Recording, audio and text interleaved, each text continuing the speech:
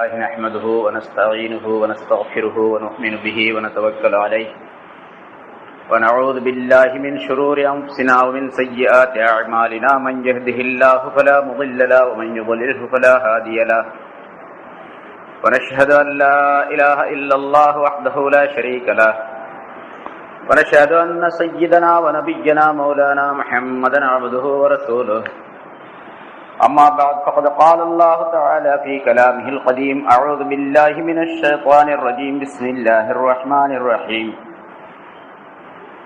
فأزلهما الشيطان عنها فأخرجهما مما كانا فيه فقلنا اهبطوا بعضكم لبعض عدو ولكم في الأرض مستقر ومتاع إلى حين فتلقى آدم من ربه كلمات فتاب عليه إنه هو التواب الرحيم صدق الله العظيم. கண்ணியத்திற்குரிய பெரியோர்களே, சகோதரர்களே, சென்ற வாரம் சொல்லப்பட்ட ஆயத்தில் ஆதம் அலைஹிஸ்ஸலாம் அவர்களையும் ஹவ்வா அலைஹிஸ்ஸலாம் அவர்களையும் சொர்க்கத்தில் குடியிருக்குமாறு சொல்லி அங்கே நீங்கள் விரும்புகின்ற எல்லாவற்றையும் சாப்பிட்டுக் கொள்ளுங்கள், குறிப்பிட்ட ஒரு மரத்தின் அருகில் மட்டும் நீங்கள் போக வேண்டாம், நெருங்க வேண்டாம், அவ்வாறு நீங்கள் சென்றால் அநியாயக்காரர்களில் உள்ளவர்களாக ஆகிவிடுவீர்கள் என்று அல்லாஹு தஆலா சொல்லி காட்டி அதற்குரிய பல விளக்கங்கள் சென்ற வாரம் சொல்லப்பட்டன.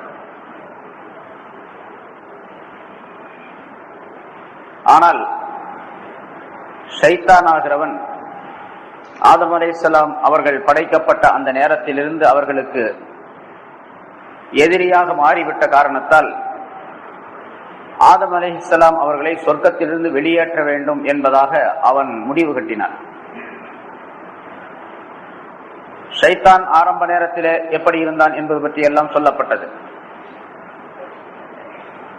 ஒரு அறிவிப்பின்படி சொர்க்கத்துடைய பாதுகாப்பாளர்களில் ஒருவனாகவும் அவன் இருந்தான். ஆரம்ப நேரத்தில் ஆதம் அலைஹிஸ்ஸலாம் அவர்களுக்கு சுஜூது செய்ய மறுத்ததின் காரணமாக ஃபஹ்ருஜ் மின்ஹா ஃபஇன்னக, நீ இந்த சொர்க்கத்தை விட்டு நீ வெளியேறி விடுவாயாக,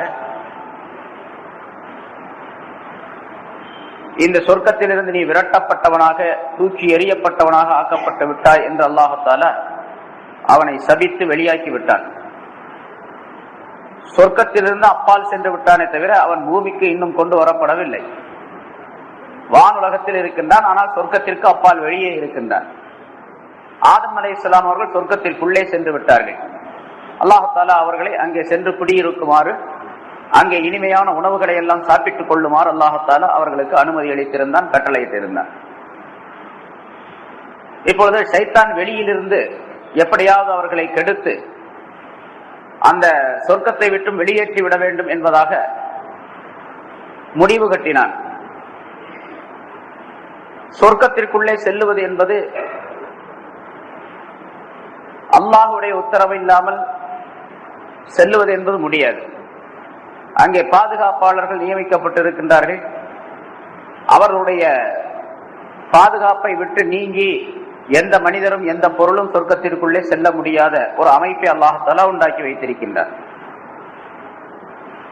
வெளியே இருந்த ஷைத்தான் அவர்களை எப்படியாவது கெடுத்து விட வேண்டும், அவர்களுடைய எண்ணங்களை மாற்றிவிட வேண்டும் என்பதற்காக பல்வேறு விதமான முயற்சிகளை செய்தார். அது பல்வேறு விதமான கருத்து வேறுபாடுகள் அதிலே சொல்லப்பட்டு இருக்கின்றன. அல்லாஹ் தஆலா குர்ஆனிலே வேறு இடத்தில் சொல்லும்போது ஃபவஸ்வஸ இலைஹி ஷைத்தான், ஆதமுக்கு ஷைத்தான் ஒரு ஊசாட்டத்தை உண்டாக்கினான் என்பதாக சொல்லப்பட்டு இருக்கின்றது. இரண்டு பேருக்கும் ஊசாட்டத்தை உண்டாக்கினான் என்பதாகவும் அல்லாஹ் தஆலா சொல்லி காட்டுகின்றான் வேறொரு இடத்திலே. ஷைத்தான் எப்படி அவர்களுக்கு ஊசாட்டத்தை உண்டாக்கினான் என்பது பற்றி கருத்து வேறுபாடுகள். சொர்க்கத்திற்கு வெளியே அவன் சொர்க்கத்தின் வாசல் ஓரத்தில் அவன் உட்கார்ந்து கொண்டிருந்தான், உள்ளே போக முடியாமல். ஆதமும் ஹவ்வாவும் அந்த சொர்க்கத்திலே சுற்றி திரிந்து கொண்டிருந்தார்கள். அந்த வாசல் வழியாக ஒரு சமயம் வந்த நேரத்திலே தூரத்திலிருந்து தன்னுடைய வஸ்வாஸ் என்று சொல்லப்படக்கூடிய ஊசாட்டத்தை ஆதமிடத்திலும் ஹவ்வாவிடத்திலும் அவருடைய மனங்களிலே போட்டான் என்பதாக ஒரு கருத்து. சைத்தான் தன்னுடைய அந்த வஸ்வாஸ் என்ற ஊசாட்டத்தை மனிதனுடைய மனதிலே ஏற்படுத்துவதற்கு அவன் கிட்ட வரணும் அப்படிங்கிற அவசியம் கிடையாது. தூரத்திலிருந்தே அவனால் அந்த ஊசாட்டங்களை உண்டு பண்ண முடியும். ஆனால் அந்த ஊசாட்டம், அவனுடைய வஸ்வசா என்று சொல்லப்படக்கூடிய அந்த ஊசாட்டம் எப்படிப்பட்டது என்று சொன்னால், மனிதனுடைய மனதில் மட்டுமல்லாமல் அவனுடைய ரத்த நாளங்களிலெல்லாம் நுழைந்து வெளியே வரக்கூடிய அமைப்பிலே அல்லாஹ் அவனுடைய ஊசாட்டத்தை அமைத்து வைத்திருக்கின்றான். ஸல்லல்லாஹு அலைஹி வஸல்லம் அவர்கள் சொல்லுகின்றார்கள், முன்னாலும் சொல்லப்பட்டிருக்கிறது, இன்ன ஷைத்தான யஜ்ரி மின் இப்னி ஆதம் வஜ்ரத்தம், ஆதமுடைய மக்களிடத்தில் ரத்தம் ஓடும் இடங்களில் எல்லாம் ஷைத்தான் ஓடுகின்றான் என்பதாக ரசூலுல்லாஹி ஸல்லல்லாஹு அலைஹி வஸல்லம் சொல்லுகின்றார்கள். எனவே அவன் இரத்த நாளங்களில் புகுந்து தன்னுடைய அந்த ஊசாட்டத்தை மனதிலே போட்டு மனிதர்களை கெடுப்பதற்குரிய ஆற்றல் பெற்றவனாக அல்லாஹ் தஆலாவிடத்தில் ஒரு வரத்தை வாங்கிவிட்டார். அதன் காரணமாக தூரத்தில் இருந்தே ஆதமிடத்திலும் ஹவ்வாவிடத்திலும் அந்த ஊசாட்டத்தை போட்டான் என்பதாக சொல்லப்படுகின்றது. அல்லது மற்றொரு கருத்து, அந்த சொர்க்கத்திற்கு வெளியே, சொர்க்கத்திற்கு பாதுகாப்பாக ஒரு பெரிய பாம்பு ஒன்றை அல்லாஹ் தஆலா ஏற்பாடு செய்து வைத்திருந்தான், நியமனம் செய்து வைத்திருந்தான். இவன் ஆரம்பத்திலே சொர்க்கத்தில் இருக்கக்கூடிய நேரத்தில் அந்த பாம்பு இவனும் மிக நெருங்கிய நண்பர்களாக இருந்தார்கள். இவன் வெளியேற்றப்பட்ட பிறகு சொர்க்கத்திற்கு வெளியே இருந்து கொண்டும், வாயை திற, நான் உன்னுடைய வாய்க்குள் நுழைந்து கொள்ளுகின்றேன், நீ சொர்க்கத்திற்குள்ளே போகின்ற மாதிரி என்னை கொண்டு போய் அங்கே விட்டு விட்டு வந்து விடுவாயாக என்று கேட்டுக்கொண்டான். முதலில் மறுத்த அந்த பாம்பாகிறது பிறகு அவனுடைய பேச்சை ஒப்புக்கொண்டது.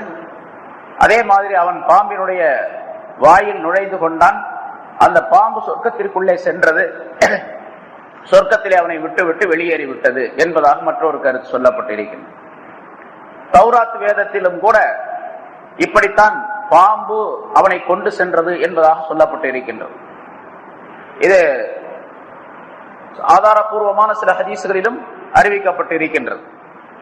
பாம்பின் மூலமாக ஷைத்தான் சொர்க்கத்திற்குள்ளே நுழைந்து விட்டான் என்பதாக. அப்படி நுழைந்த பிறகுதான் ஷைத்தான் ஆதம் அலைஹிஸ்ஸலாம் அவர்களிடத்திலும் ஹவ்வாவிடத்திலும் இந்த எண்ணங்களை எல்லாம் சொன்னான் என்பதாக சென்ற வாரம் அது பற்றி உள்ள விளக்கங்கள் சொல்லப்பட்டன. ஆதம் அலைஹிஸ்ஸலாம் அவர்களிடத்திலே போய் சொல்லுகின்றான், உங்களை ஏன் அல்லாஹ் தஆலா அந்த மரத்தின் பக்கம் போக வேண்டாம் என்று சொன்னான் தெரியுமா? நீங்கள் அதில் இருக்கக்கூடிய பழத்தை சாப்பிட்டு விட்டால் இந்த சொர்க்கத்திலேயே நீங்கள் நிரந்தரமாக இருந்து விடுவீர்கள். அதாவது நீங்கள் இருவரும் மலக்குகளாகவே மாறிவிடுவீர்கள். அப்படி ஆகக்கூடாது என்பதற்காக வேண்டி அல்லாஹ் தஆலா உங்களை அந்த பழத்தை சாப்பிட வேண்டாம் என்று சொல்லி இருக்கின்றான் என்பதாக ஒரு நேரடி போதனையை அவன் செய்தான். முன்னாலும் அது சென்ற வாரம் சொல்லப்பட்டது. ஷைத்தான், ஹல் அதுல்லுக அலா ஷஜரத்தில் குல்தி வ முல்கின் லா யப்லா, நிரந்தரமாக நீங்கள் இந்த சொர்க்கத்திலே தங்குவதற்கும், இந்த சொர்க்கத்திலே உங்களுடைய ஆட்சி, உங்களுடைய அதிகாரம், உங்களுடைய இருப்பு அது என்றுமே அழியாமல் இருப்பதற்கும் ஒரு மரத்தை பற்றி உங்களுக்கு நான் சொல்லித் தரட்டுமா என்பதாக ஷைத்தான் கேட்டான். பிறகு இந்த மரத்தை பற்றி சொன்னான். அந்த மரத்தின் பழத்தை நீங்கள் சாப்பிட்டால் நிரந்தரமாக இங்கே இருந்து கொள்வீர்கள், உங்களுக்கு இந்த சொர்க்கத்தினுடைய ஆட்சி கிடைக்கும் என்பதாக சொன்னான். அந்த ஊசாட்டத்தை போட்டான். அதையும் நம்பாத, அதை எப்படி அல்லாஹ் தஆலா விலக்கி இருக்கும் பொழுது உன்னுடைய பேச்சை கேட்டு நான் எப்படி சாப்பிட முடியும் என்பதாக ஆதம் அலைஹிஸ்ஸலாம் மறுத்தார்கள். மறுபடி அதை விட்டு விட்டு போய்விட்டான். பிறகு வேறொரு தடவை வந்தான். வகாஸமஹுமா இன்னி லகுமா லமினன் நாஸிஹீன் என்று சொன்னான். நான் உங்களுக்கு சத்தியம் செய்து சொல்லுகின்றேன், அல்லாஹ் மீது சத்தியமாக, நீங்கள் இந்த பழத்தை சாப்பிடுவதனால் உங்களுக்கு எந்த விதமான இடையூறும் வந்து விடாது. இதை சாப்பிடுவதனால் உங்களுக்கு லாபம் தான் இருக்கின்றது. இந்த சொர்க்கத்திலே நீங்கள் நிரந்தரமாக இருக்க போகின்றீர்கள். இந்த இன்பங்களை எல்லாம் இடைவிடாமல் நீங்கள் அனுபவித்துக் கொண்டிருப்பதற்கு இந்த மரத்தின் பழத்தை சாப்பிடுவதுதான் அசல் காரணம்.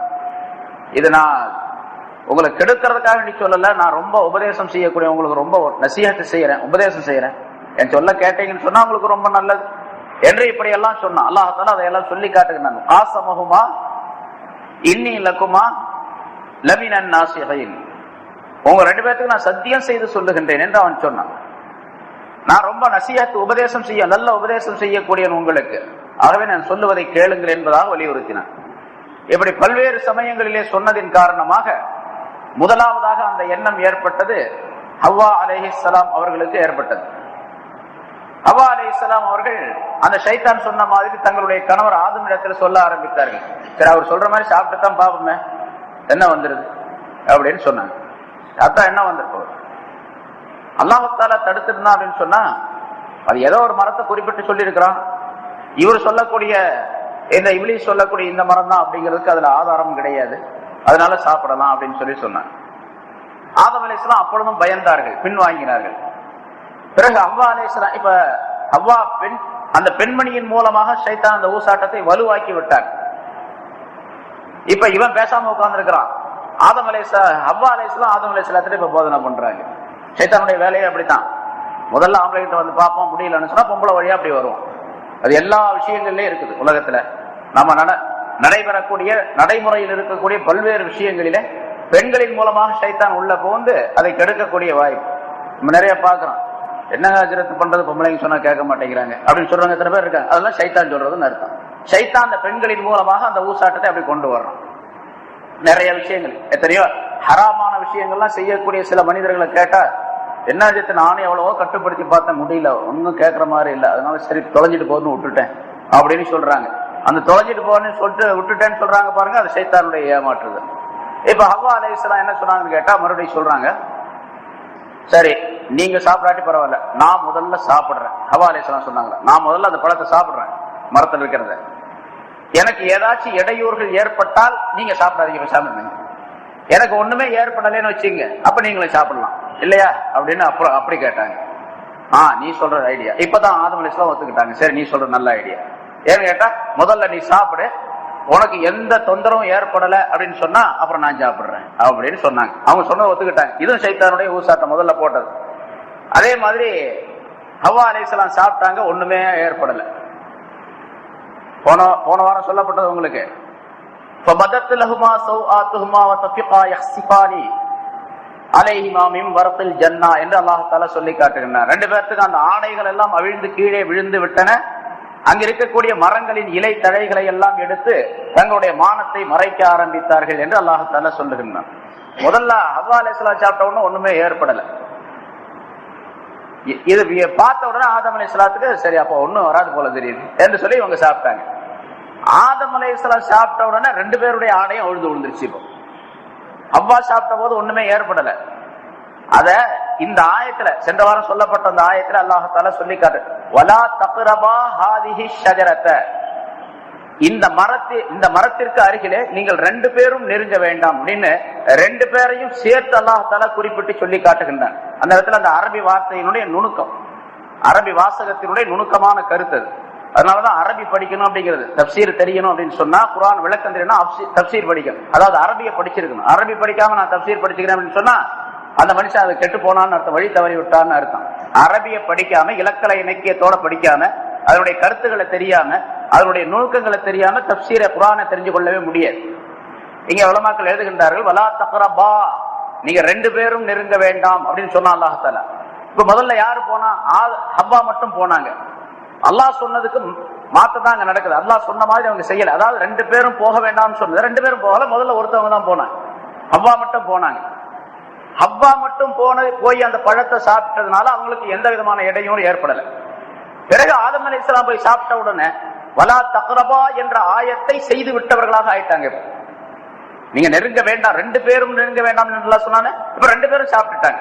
நெருங்க வேண்டாம்னு அர்த்தம் என்ன? கருத்து என்ன? போன வாரம் சொல்லப்பட்டது, சாப்பிட வேண்டாம்னு அர்த்தம்.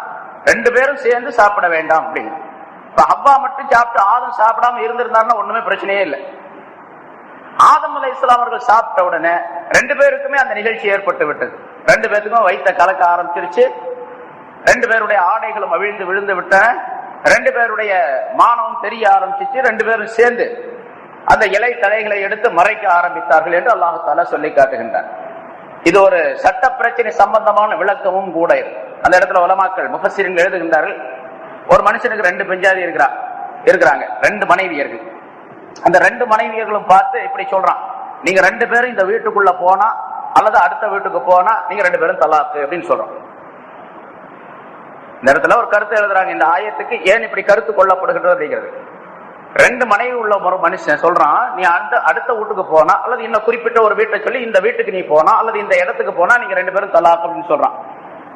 ரெண்டு பேர்த்துல ஒருத்தி போனா, அவன் மட்டும் தலாக் ஆவாளான்னு கேட்டா தலாக் ஆக மாட்டான். ரெண்டு பேரும் சேர்ந்து போனா தான், ரெண்டு பேரும் எப்பொழுது அந்த வீட்டுக்குள்ள போறாங்களோ அப்பதான் ரெண்டு பேரும் தலாக் ஆவாங்க. ஒருத்தி மட்டும் போனா தலாக் ஆக மாட்டான். இது சட்ட பிரச்சனை. இது ஹதீஸ் எல்லாம் பார்க்க முடியாது. இந்த ஹதீஸ் மட்டும் போதும்னு சொல்றாங்க பாருங்க, குர்ஆன் போதும் ஹதீஸ் மட்டும் போதும்ட்டு. இது மாதிரி ஆயிரக்கணக்கான மசாயில் சட்டங்கள் இருக்குன்னு, ஒன்னல்ல ரெண்டல்ல, நிறைய இருக்கு. அது மாதிரி நீங்க ரெண்டு பேரும் போனா தலாக் அப்படின்னு சொல்லி இருக்கிறான் பாருங்க, அப்ப ரெண்டு பேரும் சேர்ந்து போகணும். அது ஒருத்தி முன்னால ஒருத்தி பின்னால எப்படியோ போகணும். ரெண்டு பேரும் போனா தான் ரெண்டு பேரும் தலாக். ஒருத்தி மட்டும் போயிட்டா யாருமே தலாக் ஆக மாட்டாங்க. அத போல நீங்க ரெண்டு பேரும் போனா தான் குற்றம். லமினல் லாலிமீன் அப்படின்னு அல்லாஹ் தஆலா சொல்லுகிறார். பத்தகூனா மினல் லாலிமீன். நீங்க ரெண்டு பேரும் அதை சாப்பிட்டீங்கன்னு சொன்னா அநியாயக்காரர்கள் உள்ளவர்களா ஆயிடுங்க. அந்த ரெண்டு பேர் சாப்பிடாம ஒரு ஆள் மட்டும் சாப்பிட்டீங்க, அப்போ அநியாயக்காரர்களாக ஆக மாட்டீங்க அப்படிங்கிற கருத்தும் அதுக்குள்ள இருக்குது. அந்த ஆயத்துக்குள்ள ஹவ்வா அலைஹிஸ்ஸலாம் சாப்பிட்டாங்க, ஒன்னும் ஆகல. இது சைத்தானுடைய சூழ்ச்சி. பிறகு ஆதம் அலைஹிஸ்ஸலாம் சாப்பிட்டாங்க, எல்லாம் ஏற்பட்டு போச்சு. இப்ப சைத்தான் இந்த மாதிரி ஊசாட்டங்களை போட்டு அவர்களை வழி தவற செய்து விட்டான் அப்படின்னு அல்லாஹ் தஆலா இந்த ஆயத்துல சொல்றான். அந்த ரெண்டு பேரையும் தவற செய்து விட்டான், சருக செய்து விட்டான். அஷைத்தான் அன்ஹா, அந்த சொர்க்கத்தை விட்டும் அவன் தவற செய்து விட்டான். அந்த பழத்தை சாப்பிடுவதன் காரணமாக, அந்த மரத்தின் காரணமாக, அன்ஹா அப்படிங்கிறதுக்கு பிஸபபிஹா, அந்த மரத்தின் காரணமாக, அந்த மரத்தினுடைய பழத்தை சாப்பிட்டதின் காரணமாக ஷைத்தான் அந்த ரெண்டு பேரையும் வழி தவற செய்து விட்டான். அவன் அந்த ரெண்டு பேரையும் வெளியாக்கி விட்டான்.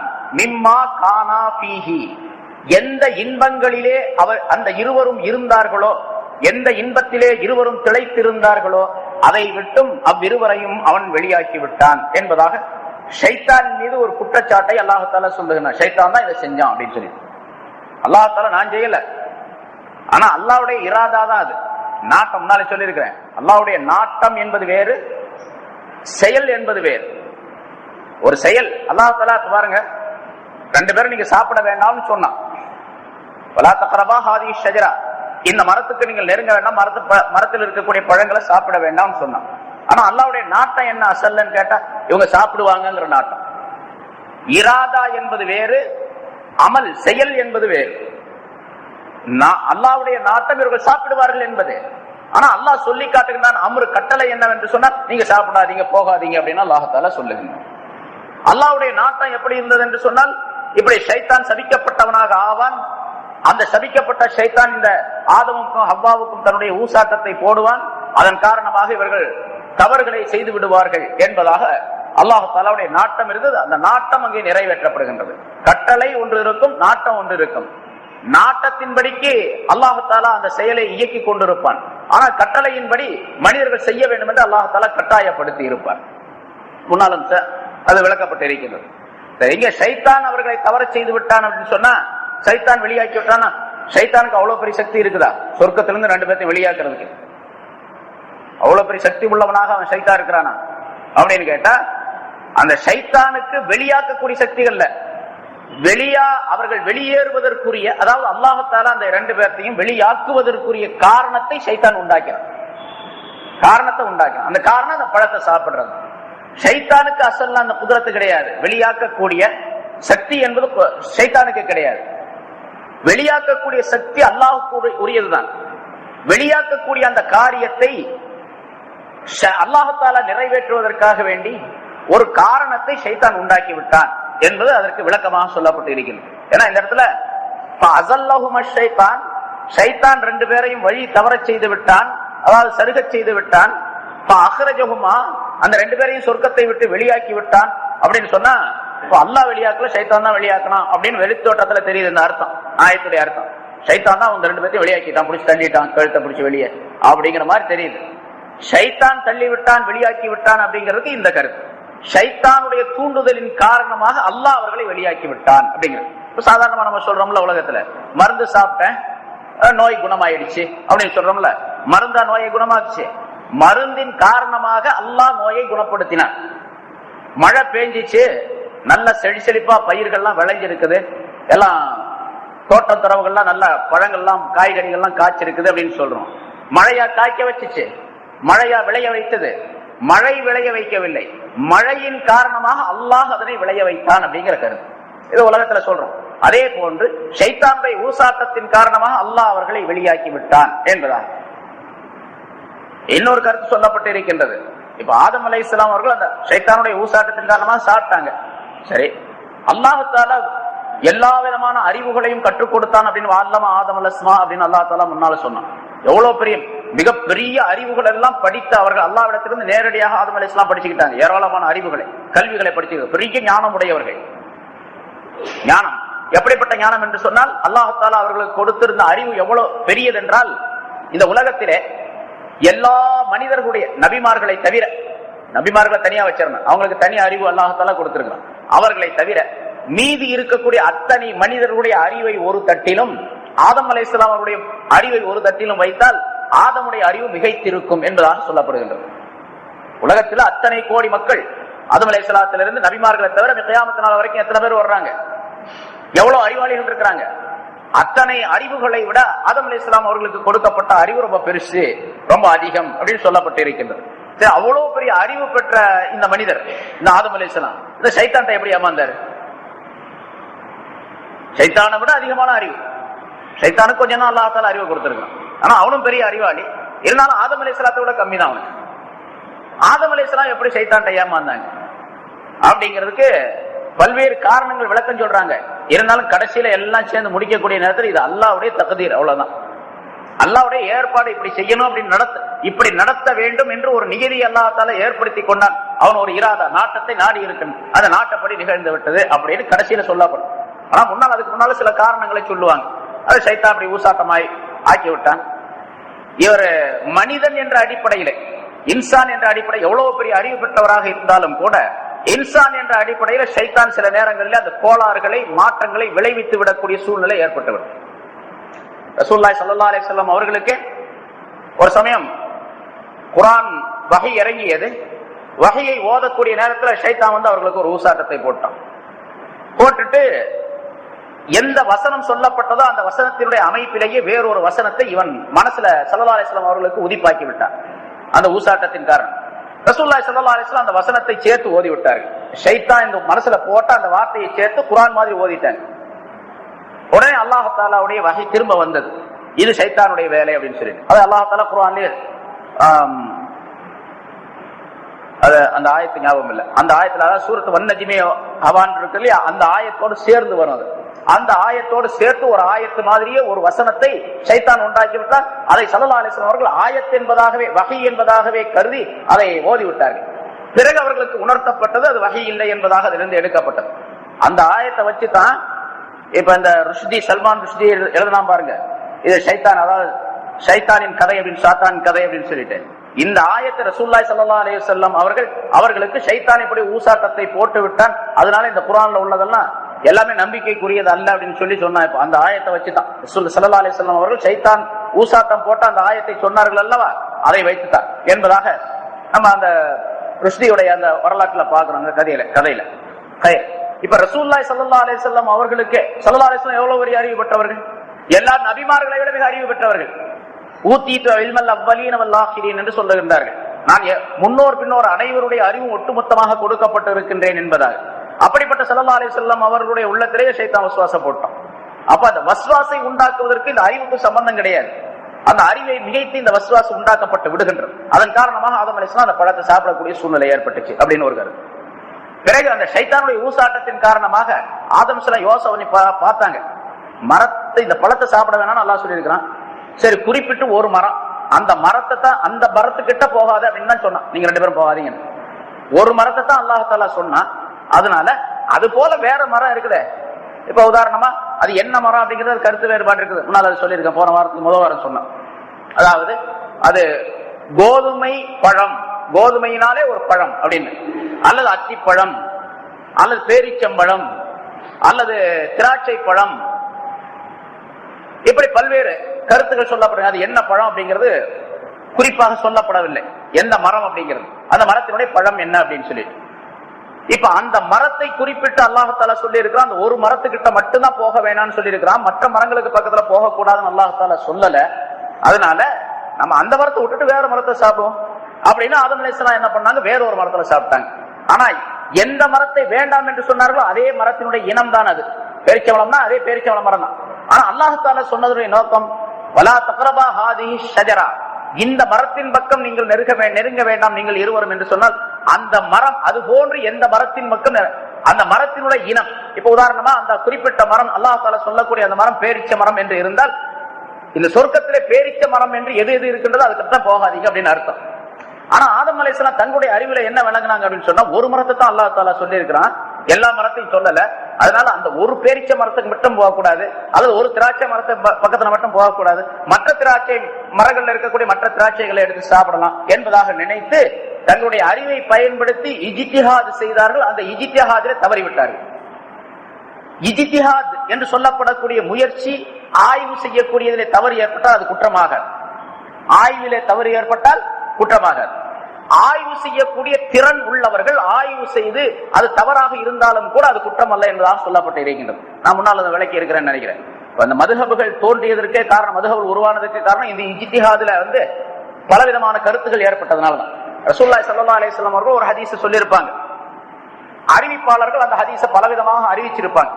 ஸல்லல்லாஹு அலைஹி வஸல்லம் ஒரு செயலை செஞ்சிருப்பாங்க, அதை பலவிதமாக அறிவிச்சிருப்பாங்க. பார்க்கிறவங்க கேட்கிறவங்க பலவிதமாக அறிவிச்சிருப்பாங்க. இந்த பல அறிவிப்புகளை வைத்து தொகுத்து ஒரு ஹதீஸ் கொண்டு வரப்படுகின்றது. ஒரு புத்தகத்துல எழுதப்பட்டு இருக்கிறது, கிதாப்ல அப்படின்னு வச்சுக்கிட்டாங்க. ஒருத்தர் இந்த ஹதீஸை பார்க்கிறார், இன்னொருத்தர் அந்த ஹதீஸை பார்க்கிறார்.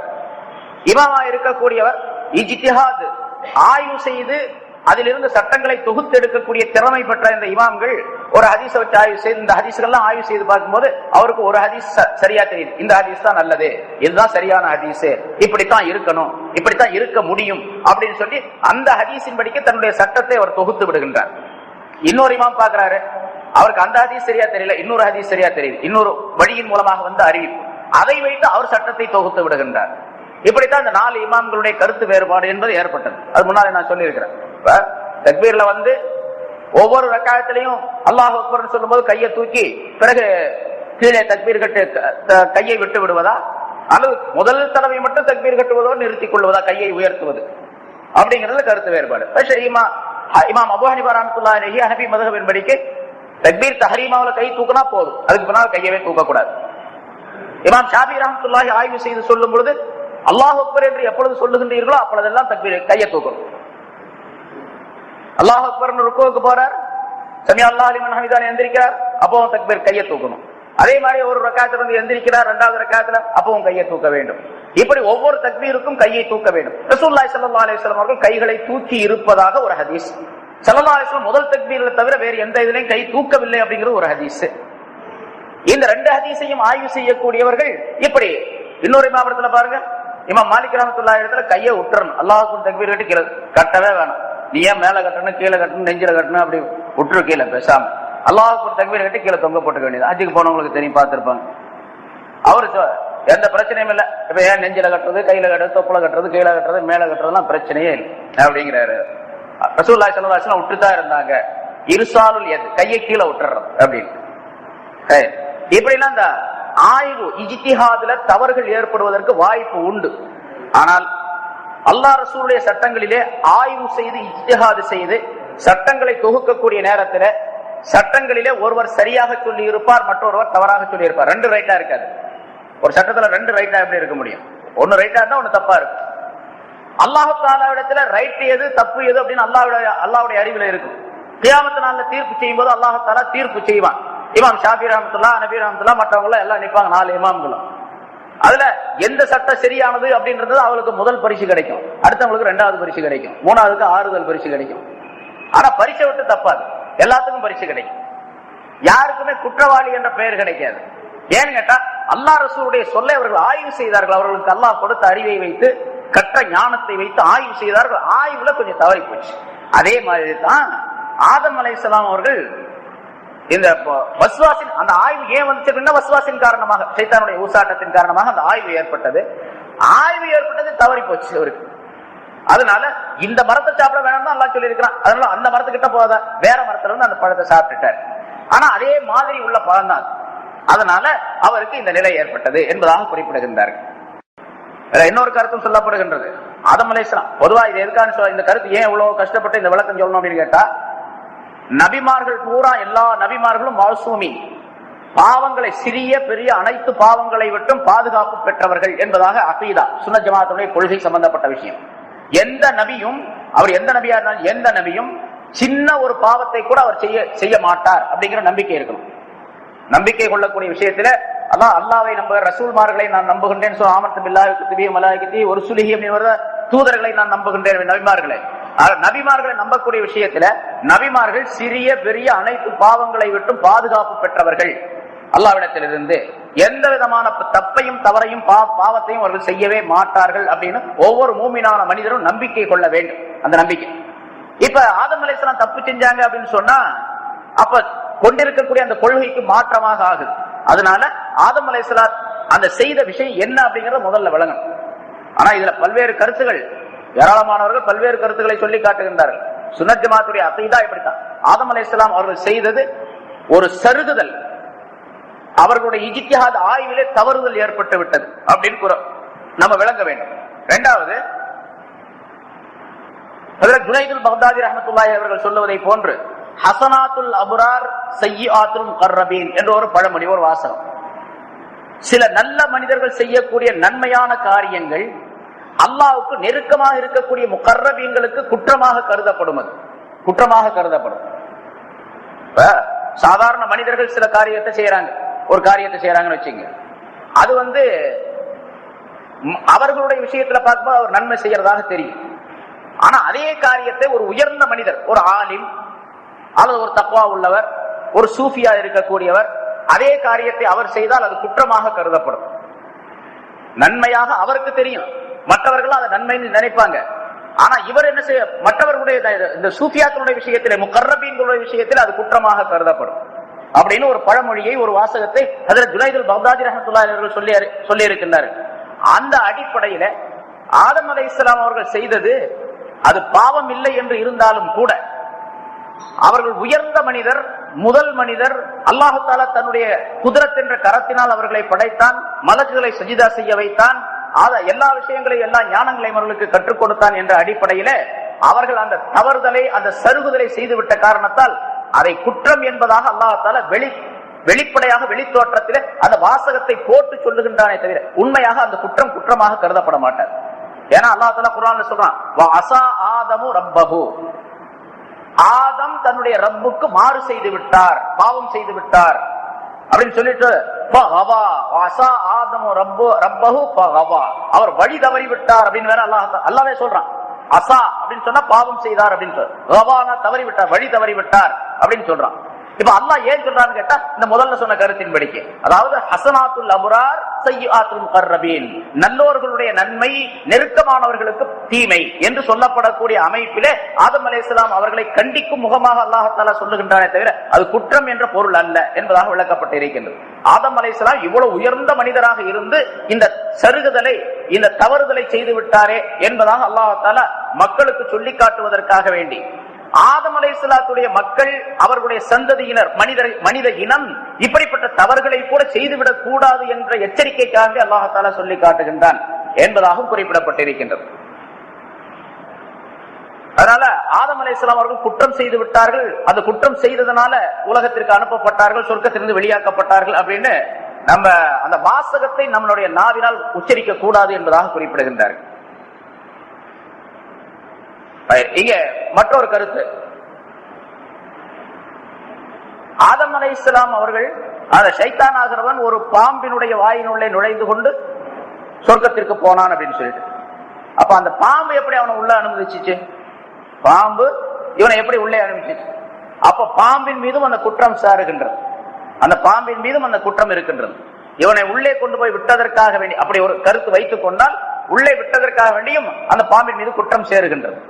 அதனாலதான் ஆதம் அலைஹிஸ்ஸலாத்தை உலகத்திற்கு அனுப்பக்கூடிய நேரத்துல ஆதமை மட்டும் அனுப்பவில்லை, ஆதம் அலைஹிஸ்ஸலாம் ஹவ்வா அலைஹிஸ்ஸலாம் ரெண்டு பேர்த்தையும் அனுப்புனா, அதோட சேர்ந்து ஷைத்தானும் வந்தா, அந்த பாம்பும் வந்துச்சு. பாம்பையும் அல்லாஹ் தஆலா உலகத்திற்கு அனுப்பிவிட்டான் என்பதாக குறிப்பிடப்படுகின்றது.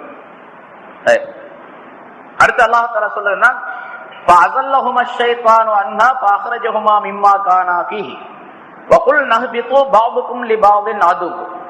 பிறகு நாம் சொன்னோம், சொர்க்கத்திலிருந்து அந்த ஷைத்தானுடைய ஊசாட்டத்தின் காரணமாக அல்லாஹ் அவர்களை வெளியாக்கி விட்டான். சொர்க்கத்திலிருந்து வெளியே வந்துட்டாங்க. வெளியே வந்த பின்னால நாம் சொன்னோம், இஹ்பித்து, நீங்கள் எல்லாம் இறங்கி செல்லுங்கள், பூமிக்கு இறங்கி செல்லுங்கள். பாவுக்கும் லி பாவின் அதுவுன், உங்களில் சிலரிடத்தில் சிலருக்கு எதிரிகளாக இருக்கும் நிலைமையில், சிலருக்கு சிலர் எதிரியாக இருக்கும் நிலைமையில் நீங்கள் இறங்கி செல்லுங்கள்.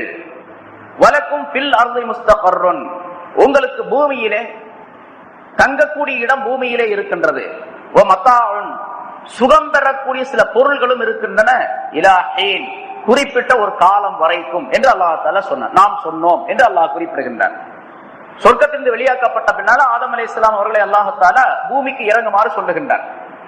அப்படி பூமிக்கு இறங்குமாறு சொல்லக்கூடிய அந்த வாசகத்திலே குல்னா, நாம் சொன்னோம், இஹ்பித்து, நீங்கள் இறங்குங்கள். இந்த இஹ்பித்துங்கிற வார்த்தை பன்மை வார்த்தைங்க.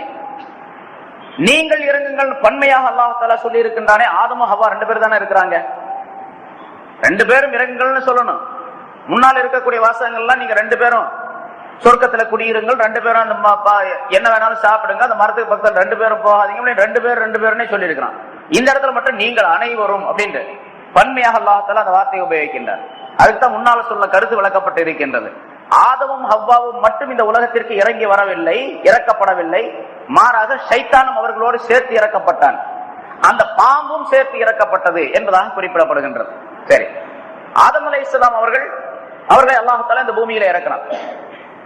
அது உலமாக்கள்ல பல கருத்துக்கள் இருக்கு. ஆதம் அலைஹிஸ்ஸலாம் அவர்களை ஒரு இடத்திலும், எல்லாத்தையும் ஒரே இடத்துல இறக்கப்படவில்லை. ஆதம் அலைஹிஸ்ஸலாத்து ஒரு இடத்துல, ஹவ்வாவை ஒரு இடத்துல, ஷைத்தான ஒரு இடத்துல, அந்த பாம்பு ஒரு இடத்துல, 4 பொருள்களையும் 4 இடங்களிலே அல்லாஹ் தஆலா இறக்கி வைத்தான் என்பதால் ஆதம் அலைஹிஸ்ஸலாம் அவர்கள் இப்ப ராமேஸ்வரம் இருக்குது பாருங்க, அந்த இடத்துக்கு சரண்தீப் என்பதாக எழுதுகின்றார்கள். சரண்தீப்ங்கிறது சிலோன்ல உள்ள ஒரு மலைக்கு பேர். அந்த பகுதியிலே இறங்கினார்கள் என்பதால் சரித்திர ஆசிரியர்கள் அதை சுட்டிக்காட்டும் பொழுது இப்பொழுது ராமேஸ்வரம் இருக்கின்றது, அந்த பகுதியில் தான் ஆதம் அலைஹிஸ்ஸலாம் அவர்கள் இறக்கப்பட்டார்கள். அந்த இடத்துல கடலோர பகுதி அது. ஷாம் நாட்டில் உள்ள ஒரு இடம், அந்த இடத்துல ஷாம் தேசத்தில் உள்ள சிரியா பகுதியில் உள்ள ஒரு இடத்துல இறக்கி வச்சான். அதே மாதிரி இந்த பாம்பை பைசான், அதாவது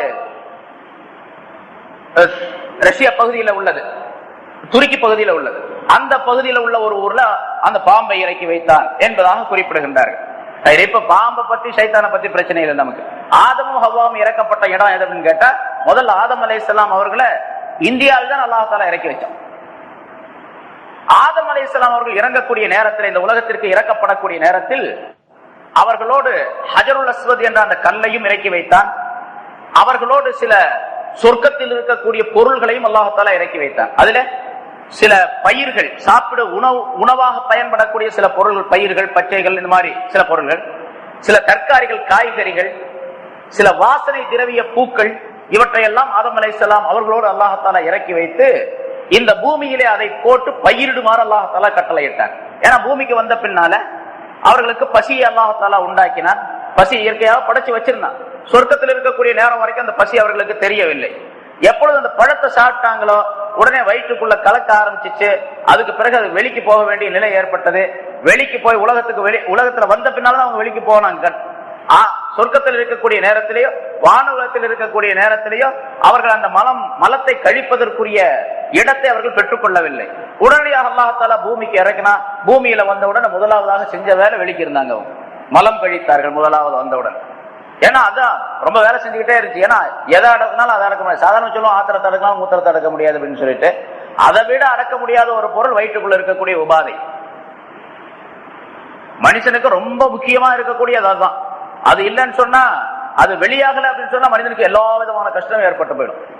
ஒருத்தருக்கு மலம் கழிக்க வேண்டிய நிர்பந்தமான ஒரு நிலையில நீங்க 1 கோடி ரூபாயை கொண்டு போய் அவர்கிட்ட கொடுத்து, ரொம்ப நிர்பந்தமான நிலைன்னு வச்சுங்க, 1 கோடி ரூபாயை கொடுத்து கொஞ்ச நேரம் அப்படியே அடைக்கிங்க, இந்த கோடி ரூபாய் வச்சுங்க அப்படின்னு சொன்னாலும் வாங்க மாட்டாரு. நீங்க வேணா டெஸ்ட் பண்ணி பாருங்க, அவரை எந்த நிலையும் வாங்க முடியாது. அதான் ஒரு அரசர் மந்திரிட்ட கேட்டாராம். அரசர் வந்து மந்திரிட்ட கேட்டாராம், உலகத்துல ரொம்ப முக்கியமானது எது அப்படின்னு சொல்லிட்டு. வெளிக்கு இருக்கிறது அப்படின்னாராம் மந்திரி. எது ரொம்ப ரொம்ப முக்கியமானது? மிக முக்கியமானது, அதை விட முக்கியமானது இருக்கக்கூடாது அப்படின்னு. அரசருக்கு கோபம் வந்துருச்சு. என்னன்னா சொன்ன கேட்ட உடனே இப்படி அசிங்கமான வார்த்தையை சொல்றான். நீங்க இதை நிரூபிக்கலன்னா உன் தலை காணா போயிடும், வெட்டிடுவேன் அப்படின்னாராம். சரி அரசரே, நாளைக்கே நான் நிரூபிக்கிறேன் அப்படின்னு சொன்னாராம். அதே மாதிரி ஆனா நான் சொல்றதெல்லாம் நீங்க கேட்கணும், நிரூபிக்கிறதா நான் சொல்றதை நீங்க கேட்கணும். சரி அப்படின்னு அரசர் ஒத்துக்கிட்டாரு. அரசருக்கு நிறைய சாப்பாடு, நீங்க நிறைய சாப்பிடுங்க, எல்லா சாப்பாடும் கொடுக்கப்பட்டது. வயிற்ற கலக்கக்கூடிய எல்லா சாப்பாட்டையும் கொடுத்தார் மந்திரி. அரசர்லாம் சாப்பிட்டார். சாப்பிட்ட பிறகு அரசருடைய படுக்கை அறை, அவருடைய சயன அறை, அது எப்படி இருக்கும்? ரொம்ப பெரிய அழகான மெத்தை விரிப்புகள்லாம் விரிச்சு, அங்க அரச சபையில் இருக்கக்கூடிய அரச அரண்மனையில் இருக்கக்கூடிய உயர்தரமான விரிப்புகள், உயர்தரமான நவரத்தினங்கள் பொருள்கள் எல்லாம் வச்சு, நிறைய அத்தர் மனப்பொருள்களை எல்லாம் அதுல பரப்பி வச்சு, எல்லாம் தெளிச்சு கிழிச்சு அந்த ரூம்ல போட்டு பூட்டி வச்சுட்டாரு அரசரை. நான் சொல்றது கேட்கணும்னு சொல்லியிருக்காங்க, அரசை பூட்டி வச்சுட்டாரு. இப்ப இவருக்கு கொஞ்ச நேரம் ஆச்சு, இன்னும் கொஞ்சம் நேரம் ஆச்சு, கொஞ்சம் வயிற்ற கொஞ்சம் கொஞ்சமா கலக்க ஆரம்பிச்சு. அவ மந்திரிகிட்ட சொன்னாரு, இந்த மாதிரி வயிற்ற ரொம்ப அவசரமா இருக்குது, வெளியே போகணும் போல இருக்குது, திறந்து விடுங்க அப்படின்னு சொன்னாரு. அதெல்லாம் திறக்கலாம் முடியாது, நான் சொல்றதை நீங்க கேட்கணும், முக்கியமான பொருள் எது அப்படின்னு உங்களுக்கு விளக்குறதுக்காக தான் இந்த நிபந்தனைகள்லாம் போட்டது அப்படின்ட்டு. ரொம்ப கலக்க ஆரம்பிச்சிருச்சு. சொன்ன இவர் பார்த்தாரு, சுத்தி முத்தி பாக்குறாரு, அங்க இருக்கக்கூடிய அந்த உயர்தரமான கம்பளங்கள், நவரத்தினங்கள், இன்னொரு உயர்தரமான, அதுல போய் வெளிக்க இருக்க முடியுமா? அதுல வெளிக்க இருக்கிறதுக்கு இவருக்கு மனசு வரல. ஆனா கலக்குது. கொஞ்சம் திறந்து விடுங்க. முதல்ல மெதுவா சொன்னாரு, அப்புறம் கொஞ்சம் வேகமா சொன்னாரு, அப்புறம் சொன்னாரு. இவர் திறந்து விடுறாப்புல வெளியே நின்றுட்டு சாவி வச்சுக்கிட்டு நிக்கிறாரு இவர் மந்திரி. அப்ப சொன்னாரு, ரொம்ப அவசரங்க, கொஞ்சம் தயவு செய்து திறந்து விடுங்க அப்படின்னாரு. அப்புறம் ரொம்ப ரொம்ப அவசரங்க, கொஞ்சம் தயவு செய்யுங்க, மன்னிச்சுங்க, திறந்து விடுங்க அப்படின்னாரு. இல்ல ரொம்ப இது ஒண்ணு முக்கியமான வேலை அல்லவே அப்படின்னாரா மந்திரி. இது ஒரு முக்கியமான வேலை அல்ல அப்படின்னு இப்படி சொல்லிக்கலி கடைசியில ரொம்ப நேரத்துக்கு பிறகு அரசர் ரொம்ப முக்கியமான வேலை இதுதான் அப்படின்னு சொல்லி நான் ஒப்புக்கொள்றேன் அப்படின்னு சொன்ன பிறகு திறந்து விட்டார். அந்த மாதிரி ரொம்ப முக்கியமான வேலைக்கு தான் ஆதம் அலைஹிஸ்ஸலாம் எங்க வந்தாங்க? உலகத்துக்கு வந்தாங்க அப்படின்னு சொல்லப்பட்டு இருக்கின்றது. ஆதம் அலைஹிஸ்ஸலாம் அவர்கள் வந்த பிறகு அவர்களோடு வந்த இந்த பொருள்கள் எல்லாம் அது கொண்டு பூமியில போட்டு, அது கோதுமை மற்ற தானியங்கள் சிலவற்றை எல்லாம் அல்லாஹ் தஆலா கொடுத்து அனுப்பியிருந்தான். ஹஜருல் அஸ்வதையும் கொடுத்து அனுப்பியிருந்தான். அந்த நேரத்தில் ஹஜருல் அஸ்வத்ங்கிறது ஸல்லல்லாஹு அலைஹி வஸல்லம் அவர்கள் சொல்லுகின்றார்கள், அது சொர்க்கத்திலிருந்து இறக்கப்பட்ட பொருள், ஆதம் அலைஹிஸ்ஸலாத்தோடு இறக்கப்பட்டது. 10 பொருள்களை குறிப்பிடுகின்றார்கள். அதுல குறிப்பாக இந்த கல் என்பதா ஹஜருல் அஸ்வத் என்ற அந்த கல் இருக்கு, அது முக்கியமானது. ஸல்லல்லாஹு அலைஹி வஸல்லம் அவர்கள் சொல்லுகின்றார்கள், அது உலகத்திற்கு கொண்டு வரப்பட்ட நேரத்தில் பாலை விட மிக வெள்ளையாக இருந்தது, பாலை விட ரொம்ப வெள்ளையா இருந்தது. பிறகு ஆதமுடைய மக்களின் பாவங்கள் அதை கருப்பாக்கி விட்டேன் அப்படின்னு சொல்றாங்க. ஆதமுடைய மக்கள் பாவங்கள் அந்த கல்லை கருப்பாக்கிடுச்சு. ஹஜருல் அஸ்வத்னா என்ன? ஹஜர்னா கல்லு, அஸ்வத்னா கருப்பு, கருப்பு கல்லுன்னு அர்த்தம். இப்ப கருப்பா இருக்குது, ஆனா அசல் என்ன? அதுக்கு பாலை விட வெள்ளையா இருக்கக்கூடிய தன்மை உடையது. அந்த பொருள்களை கொண்டு வந்தார்கள். இந்த கொண்டு வந்தவுடன் முதலாக இந்த இந்திய நாட்டு பூமியில் தான் அந்த பொருள்களை எல்லாம் விளைய வைத்தார்கள். அதனாலதான் இந்த சரித்திரத்துல தப்சீர்ல குறிப்பிடுறாங்க, நறுமண பொருள்களிலே, வாசனை திரவியங்களிலே ரொம்ப நல்ல வாசனை திரவியங்கள் இந்தியாவில தான் கிடைக்க முடியும். இப்போ அப்படித்தான் அரபு நாட்டுக்கு போனா கூட அங்கிருந்து இந்தியாவிலிருந்து இறக்குமதி செய்யப்பட்ட அந்த பொருள்கள் தான் ரொம்ப நல்ல வாசனை திரவியங்கள் அங்கு கிடைக்குது. ஏன்னு கேட்டா ஆதம் அலைஹிஸ்ஸலாம் அவர்கள் கொண்டு வந்த அந்த நறுமண பொருள்களையும் இந்த இந்திய பகுதியில் தான் அவர்கள் பயிர் செய்தார்கள் என்பதாக குறிப்பிடுகின்றார்கள். பூக்கள், மலர்கள் மற்றுமுள்ள வாசனை பூக்கள் எல்லாம் எல்லாவற்றையும் கொண்டு வந்தார்கள். ஒவ்வொன்றிலும் ஒவ்வொரு இனத்தை ஒரு ஜோடி அல்லாஹ் தஆலா கொடுத்து அனுப்பி அதை விளைவிக்குமாறு செய்தான் என்பதாக குறிப்பிடுகின்றார். ஆதம் அலைஹிஸ்ஸலாம் அவர்கள் உலகத்துக்கு வந்த பின்னாலே அந்த ராமேஸ்வரம் அந்த பகுதியிலே தங்கி இருந்தார்கள். ஹவ்வா அலைஹிஸ்ஸலாம் அவர்களை அந்த ஜித்தாவிலே தங்க வைத்து விட்டான். அதுக்கு அசல்ல ஜத்தா தான். இப்போ அங்க போனா ஜத்தான்னு தான் சொல்லுவாங்க, ஜித்தான்னு சொல்றது ரொம்ப கம்மி. ஜத்தான்னு சொன்னா பாட்டின்னு அர்த்தம். ஜத்தாங்கிறது பாட்டி அப்படின்னு. ஜத்துனா பாட்டன், ஜத்தானா பாட்டி. ஹவ்வா அலைஹிஸ்ஸலாம் அவர்கள் நம்முடைய பாட்டி அப்படிங்கிற அமைப்புலதான் அந்த பேர் அங்க சொல்லப்பட்டிருக்கு, ஜித்தாவுக்கு ஜத்தா அப்படின்னு சொல்லிட்டு. ஆதம் அலைஹிஸ்ஸலாம் அவர்கள் உலகத்திற்கு வந்த பின்னால இந்த தவறை நினைத்து நினைத்து வருந்தி கொண்டே இருந்தார்கள், அழுது கொண்டே இருந்தார்கள், பாவங்களை நினைத்து. பிறகு அல்லாஹ் தஆலா கட்டளையிட்டான், நீங்க போய் இந்த திசையாக போங்க, அங்க மக்கா நகரம் என்று ஒன்று இருக்கும், அங்க காபா இருக்கின்றது, அந்த காபாவை நீங்கள் தவாப் செய்து விட்டு வர வேண்டும், ஹஜ் செய்து விட்டு வர வேண்டும் என்பதாக அல்லாஹ் தஆலா கட்டளையிட்டான். இப்ப ஹஜ் செய்ய வேண்டும் என்ற கட்டளையை அல்லாஹ் தஆலா சொன்னது ஆதம் அலைஹிஸ்ஸலாம் அவர்கள் இந்த உலகத்திற்கு அனுப்பப்படுவதற்கு முன்னதாகவே காபா கட்டப்பட்டு விட்டது அப்படிங்கிற வரலாற்றின்படி. மலக்குகள் ஆதம் அலைஹிஸ்ஸலாம் அவர்கள் இந்த உலகத்திற்கு வருவதற்கு 2000 ஆண்டுகளுக்கு முன்னதாகவே மலக்குகளின் மூலமாக அல்லாஹ் தஆலா காபாவை கட்டி மலக்குகள் அந்த காபாவை தவாப் செய்து கொண்டிருந்தார்கள். அதற்கு பிறகு ஆதம் அலைஹிஸ்ஸலாம் அவர்களை அனுப்பினான் அல்லாஹ் தஆலா. ஆதம் அலைஹிஸ்ஸலாத்துக்கு கட்டளையிட்டா நீங்கள் காபாவுக்கு செல்லுங்கள் அப்படின்னு சொல்லி, அந்த காபாவுக்கு செல்லக்கூடிய நேரத்தில் இந்த உங்களோடு அனுப்பிய அந்த கல்லை கொண்டு போங்கள், கொண்டு போய் ஒரு மூலையிலே அல்லாஹ் தஆலா குறிப்பிட்டு அந்த மூலையை குறிப்பிட்டு சுட்டி காட்டி இந்த மூலையிலே நீங்கள் பதித்து விடுங்கள் என்பதாகவும் அல்லாஹ் தஆலா கட்டளையிட்டான். ஆதம் அலைஹிஸ்ஸலாம் அவர்கள் தான் கொண்டு போய் அந்த கல்லை முதலாக பதித்தார்கள். அப்பொழுதுதான் ஹஜருல் அஸ்வத் என்பது அங்கே தங்க இருந்தது. இப்படி வரலாறுல இன்னொரு வரலாறு, ஆதம் அலைஹிஸ்ஸலாம் அவர்களுக்கு அல்லாஹ் தஆலா இப்படி கட்டளையிட்டான், நீங்கள் இங்கிருந்து மக்காவுக்கு செல்லுங்கள் என்று ஒரு இடத்தை சுட்டிக்காட்டி ஜிப்ரீல் அலைஹிஸ்ஸலாம் மூலமாக அறிவிப்பு செய்து அந்த இடத்திற்கு போன பின்னாலே என்னுடைய உத்தரவுப்படி ஒரு கட்டிடத்தை கட்டுங்கள் என்பதாக அல்லாஹ் தஆலா உத்தரவிட்டான். ஆதம் அலைஹிஸ்ஸலாம் அவர்கள் அல்லாஹ் சொல்லியபடி ஜிப்ரீல் அலைஹிஸ்ஸலாம் காட்டி கொடுத்த முறைப்படிக்கு ஒரு கட்டடத்தை உருவாக்கினார்கள். அந்த கட்டடம் தான் காபா. அப்ப முதலாக காபாவை கட்டியது ஆதம் அலைஹிஸ்ஸலாம் அப்படிங்கிறது இன்னொரு வரலாறு. எப்படி இருந்தாலும் காபா, ஆதம் அலைஹிஸ்ஸலாம் அவர்கள் போய் காபாவை தவாப் செய்தார்கள். ஹஜ் செய்யுமாறு அல்லாஹ் தஆலா கட்டளையிட்டான். அந்த செயல்களை எல்லாம் சொல்லி கொடுத்தான். மினாவுக்கு போனாங்க, அரபாவுல தங்கினாங்க, பிறகு முஸ்தலிஃபாவுக்கு வந்தாங்க, கல்லடிச்சாங்க. அது கல்லடிக்கிற நிகழ்ச்சிகள் அப்ப கிடையாது. இந்த கல்லெறியுதல், குர்பானி கொடுத்தல், இந்த ரெண்டு நிகழ்ச்சியும் அதே மாதிரி இந்த சஃபா மர்வாவுக்கு இடையில சவை செய்கிறது, இந்த நிகழ்ச்சிகள் எல்லாம் நபி இப்ராஹிம் அலைஹிஸ்ஸலாத்துக்கு பின்னால்தான் அது ஏற்பட்டது. இப்ராஹிம் அலைஹிஸ்ஸலாம் அவர்களுடைய மனைவி ஹாஜரா அவர்கள் அந்த சஃபா மர்வாவுக்கு இடையில ஓடியதின் காரணமாக சஃபா மர்வா நிகழ்ச்சி, சவையுடைய நிகழ்ச்சி. குர்பானி கொடுத்ததின் காரணம், மகனை குர்பானி கொடுக்க துணிந்ததின் காரணமாக குர்பானியுடைய நிகழ்ச்சி. ஷைத்தான் குறுக்கிட்டதன் காரணமாக கல்லால் அடித்தார்கள், கல்லடிக்கக்கூடிய நிகழ்ச்சி. இந்த மூன்றும் நபி இப்ராஹிம் அலைஹிஸ்ஸலாம் அவர்களிலிருந்து உருவானது. காபாவை தவாப் செய்வது, அரபாவில் தங்குவது, மினாவுக்கு போவது, இந்த விஷயங்கள் எல்லாம் ஆதம் அலைஹிஸ்ஸலாம் அவர்களுடைய காலத்திலிருந்தே இருக்கின்றது. சரி, ஆதம் அலைஹிஸ்ஸலாம் அவர்கள் இப்ப எவ்வளவு நாளைக்கு பின்னால போனாங்க அப்படிங்கிறது ஒரு அதுல கருத்து வேறுபாடு இருக்கின்றது. ஆதம் அலைஹிஸ்ஸலாத்துக்கு அவர்களை பூமியில இறக்கன உடனே அங்கிருந்து மக்காவுக்கு போயிட்டாங்களா, அது கொஞ்ச நாள் கழிச்சு போனாங்களா அப்படிங்கிறது. அதுல 100 ஆண்டுகள் கழித்து தான் அல்லாஹ் தஆலா அந்த உத்தரவை போட்டான், நீங்க மக்காவுக்கு போகணும் அப்படின்னு. இன்னும் சில அறிவிப்புகள்ல 300 ஆண்டுகளுக்கு பின்னால் அவர்களை அனுப்பினான் அப்படிங்கிறது, போக சொன்னா. அப்படி 300 வருஷத்துக்கு பின்னாலதான் போக சொன்னோம். இப்ப இந்த 300 வருஷம் வரைக்கும் அவங்க என்ன பண்ணாங்க, தாங்கள் அந்த தவறு செய்து விட்ட காரணத்தால் அழுது கொண்டே அல்லாஹ் தஆலா இடத்தில் மன்னிப்பு தேடிக்கொண்டே இருந்தார்கள். அந்த மன்னிப்பு தேடி அந்த மன்னிப்பை அல்லாஹ் தஆலா வழங்குவதற்காக வேண்டி உங்களை மன்னித்து விட்டேன் என்று சொல்லி இனிமேல் நீங்கள் வேறு காரியங்களில் ஈடுபட வேண்டும் என்று அல்லாஹ் தஆலா எந்த நோக்கத்திற்காக ஆதம் அலைஹிஸ்ஸலாம் அவர்களை இந்த பூமியில அனுப்பினானோ அந்த நோக்கத்தை நிறைவேற்றுவதற்காக காபாவுக்கு போக சொன்னான் அல்லாஹ் தஆலா. அங்க போனதுனால அந்த நோக்கமே வருது, நோக்கமே நிறைவேற்றப்படுகின்றது. ஏன்னா அதுக்கு போன பிறகுதான் மனைவியை சந்திக்கிறாங்க. மனைவியை சந்தித்த பிறகுதான் உறவு ஏற்படுகின்றது, உறவுக்கு பின்னால் குழந்தைகள் ஏற்படுகின்றது. இந்த உலகம் பல்கி பெருக வேண்டும் என்பதற்காக வேண்டிய உள்ள ஏற்பாட்டை ஒரு 300 ஆண்டுகளுக்கு பின்னால் அல்லாஹ் தஆலா நிகழ்த்தினான். அல்லது 100 ஆண்டுகளுக்கு பின்னால், எப்படியோ பல ஆண்டுகளுக்கு பின்னால் அது நடந்தது. சரி, அது வரைக்கும் ஆதம் அலைஹிஸ்ஸலாம் அவர்கள் அழுது கொண்டே இருந்தார். இங்கே அல்லாஹ் தஆலா மற்றொரு கருத்தை விளக்குகின்றார். குல் நஹ்பித்து பஅதுக்கும் லிபஅதின் அதுப். நாம் சொன்னோம் நீங்கள் எல்லாம் இறங்கி போங்கள், இறங்கி செல்லுங்கள் என்பதாக. பாபுக்கும் லிபஅதின் அதுப், உங்களில் சிலர் சிலருக்கு எதிரிகளாக இருக்கும் நிலைமையில் அப்படின்னு சொன்னார். இப்ப இறக்கி வச்ச பொருள் எத்தனை? 4 பேர். ஒன்னு ஆதம், இன்னொன்னு ஹவ்வா, இன்னொன்னு இப்லீஸ், இன்னொரு பாம்பு அப்படின்னு சொல்லப்பட்டு இருக்கிறது. இந்த 4ம் ஒருவருக்கொருவர் பகைவராக இருக்கும் நிலைமையில் அப்படிங்கிற அர்த்தம் உண்டு. இது முதல் அர்த்தம், இதுதான் முதல் அர்த்தம். 4 பேருமே ஆதம், ஹவ்வா, இப்லீஸ், பாம்பு, இந்த 4 பேரும் ஒருவருக்கொருவர் பகைவராக இருக்கும் நிலைமையில் நீங்கள் இறங்கி செல்லுங்கள். இப்ப பாருங்க, ஆம்பளை பொம்பளைக்கு பகை, பொம்பளை ஆம்பளைக்கு பகை.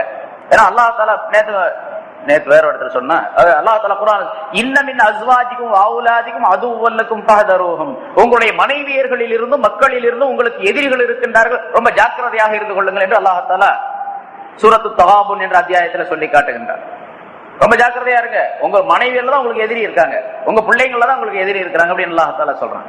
இன்னமா அம்வாலுக்கும் அவுலாதுக்கும் ஃபித்னா, உங்களுடைய பொருள்களும் உங்களுடைய குழந்தைகளும் உங்களுக்கு ஃபித்னா என்று அல்லாஹ் தஆலா சொல்லுகின்றார். அதனால அந்த மனைவியர் என்று சொன்னால் கூட மனைவியின் மூலமாக பல்வேறு விதமான நன்மைகளை மனிதன் பெற்றுக் கொள்றான். ஆனா அதே நேரத்தில் எதிரியும் அவர்கள் தான். உங்களுக்கு எதிரிகளாக இல்லாமல் நண்பர்களாக ஆக்கிக் கொள்ளக்கூடிய மனிதர்கள் ரொம்ப குறைவு. நண்பர்களாக மாற்றிக்கொள்ளக்கூடிய நிலை ஏன்னு கேட்டா, அந்த பெண்களை எப்படி நடத்த வேண்டுமோ, வழி நடத்த வேண்டுமோ அந்த முறைப்படிக்கு பெண்களை அமைத்து, பெண்களை சமைத்து கொண்டு வந்து நம்முடைய நோக்கம் எதுவும் அந்த நோக்கத்திற்கு இணக்கமாக ஆக்கிக் கொண்டால் பெண்களின் மூலமாக கிடைக்கக்கூடிய லாபங்கள் ரொம்ப பெருசு, லாபம் ரொம்ப பெருசு. அந்த மாதிரி லாபத்தை பெறக்கூடிய மனிதர்கள் ரொம்ப குறைவு. அதனாலதான் அல்லாஹ் தஆலா எதிரிகள் அப்படின்னு சொல்றாங்க. சரி, அதே மாதிரி பாம்பு பகை மனிதனுக்கு, ஆணுக்கு பெண், பெண்ணுக்கு ஆண். அதே போன்று இப்லீஸ், சைத்தான் தான் பகைவன் எல்லாத்துக்கும் தெரியும். உங்களுக்கு பகிரங்கமான எதிரி, பகிரங்கமான எதிரி என்று அல்லாஹ் தஆலா சொல்லு. ஆகவே அவனை எதிரியாகவே நீங்கள் பாவித்துக் கொள்ளுங்கள். எதிரிகளுக்கு இரக்கம் காட்டுறதுன்னு ஒண்ணு இருக்குது இஸ்லாத்துல, எதிரிகளுக்கும் இரக்கம் காட்டுங்க. ஆனா இந்த எதிரிக்கு நீங்க இரக்கம் காட்டக்கூடாது, சைத்தானுக்கு இரக்கம் காட்டக்கூடாது. போயிட்டு போது கொஞ்ச நேரம் வந்துட்டு போகட்டும் அப்படின்லாம் விடக்கூடாது. அந்த எதிரியை எதிரியாகவே ஆக்கிக் கொள்ளுங்கள். பத்தஹிதுஹு அதுவா என்று அல்லாஹ் தஆலா சொல்லுகின்றார். அதே மாதிரி பாம்பு மனிதனுக்கு பகை, பாம்பு மனிதனுக்கு பகையானது. அதனால ஸல்லல்லாஹு அலைஹி வஸல்லம் அவர்கள் சொன்னாங்க, பாம்பை கண்டா விடாதீங்க, அடிச்சிருங்க அப்படிங்கிறாங்க. பாம்பை எங்க பார்த்தாலும், அது சின்னதா இருந்தாலும் பெருசா இருந்தாலும் உடனடியாக அந்த பாம்பை நீங்கள் அடித்துக் கொள்ளுங்கள் என்பதாக சொல்லுகின்றார்கள். உக்துலுல் ஹய்யாத்தி ஸகீரஹா வ கபீரஹா வ அஸ்வதஹா வ அபயதஹா, பெரியது சிறியது வெள்ளையானது கருப்பானது எல்லாவற்றையும் நீங்கள் அடித்துக் கொன்று விடுங்கள். ஃபஇன்னமன் கதலஹா கானத் லஹு ஃபிதாஅம் மினன் நார், எவர் அந்த பாம்பை கொல்லுகின்றாரோ அது அவருக்கு நரக நெருப்புக்கு விடுதலையாக ஆகிவிடும். நரகத்தின் நெருப்பை விட்டு விடுதலை பெறுவதற்கு காரணமாக இவர் பாம்பை கொல்லுவது ஆகிவிடும். ஏன்னு கேட்டா, ஒரு பாம்பை கொல்லுவதின் காரணமாக பலருக்கு இவர் உதவி செய்யக்கூடியவராக ஆகிவிடுகின்றார். அந்த பாம்பு வேற ஒருத்தரை கடிக்காத, வழியில கிடக்கக்கூடிய கல் முள் போன்றவற்றை அகற்றுவது ஈமான்ல சேர்ந்ததுன்னு சொல்லப்பட்டிருக்கா இல்லையா? ஏன் கல்லு முள்ள தூக்கி போட்டா என்ன ஈமான் கிடைக்க போகுது?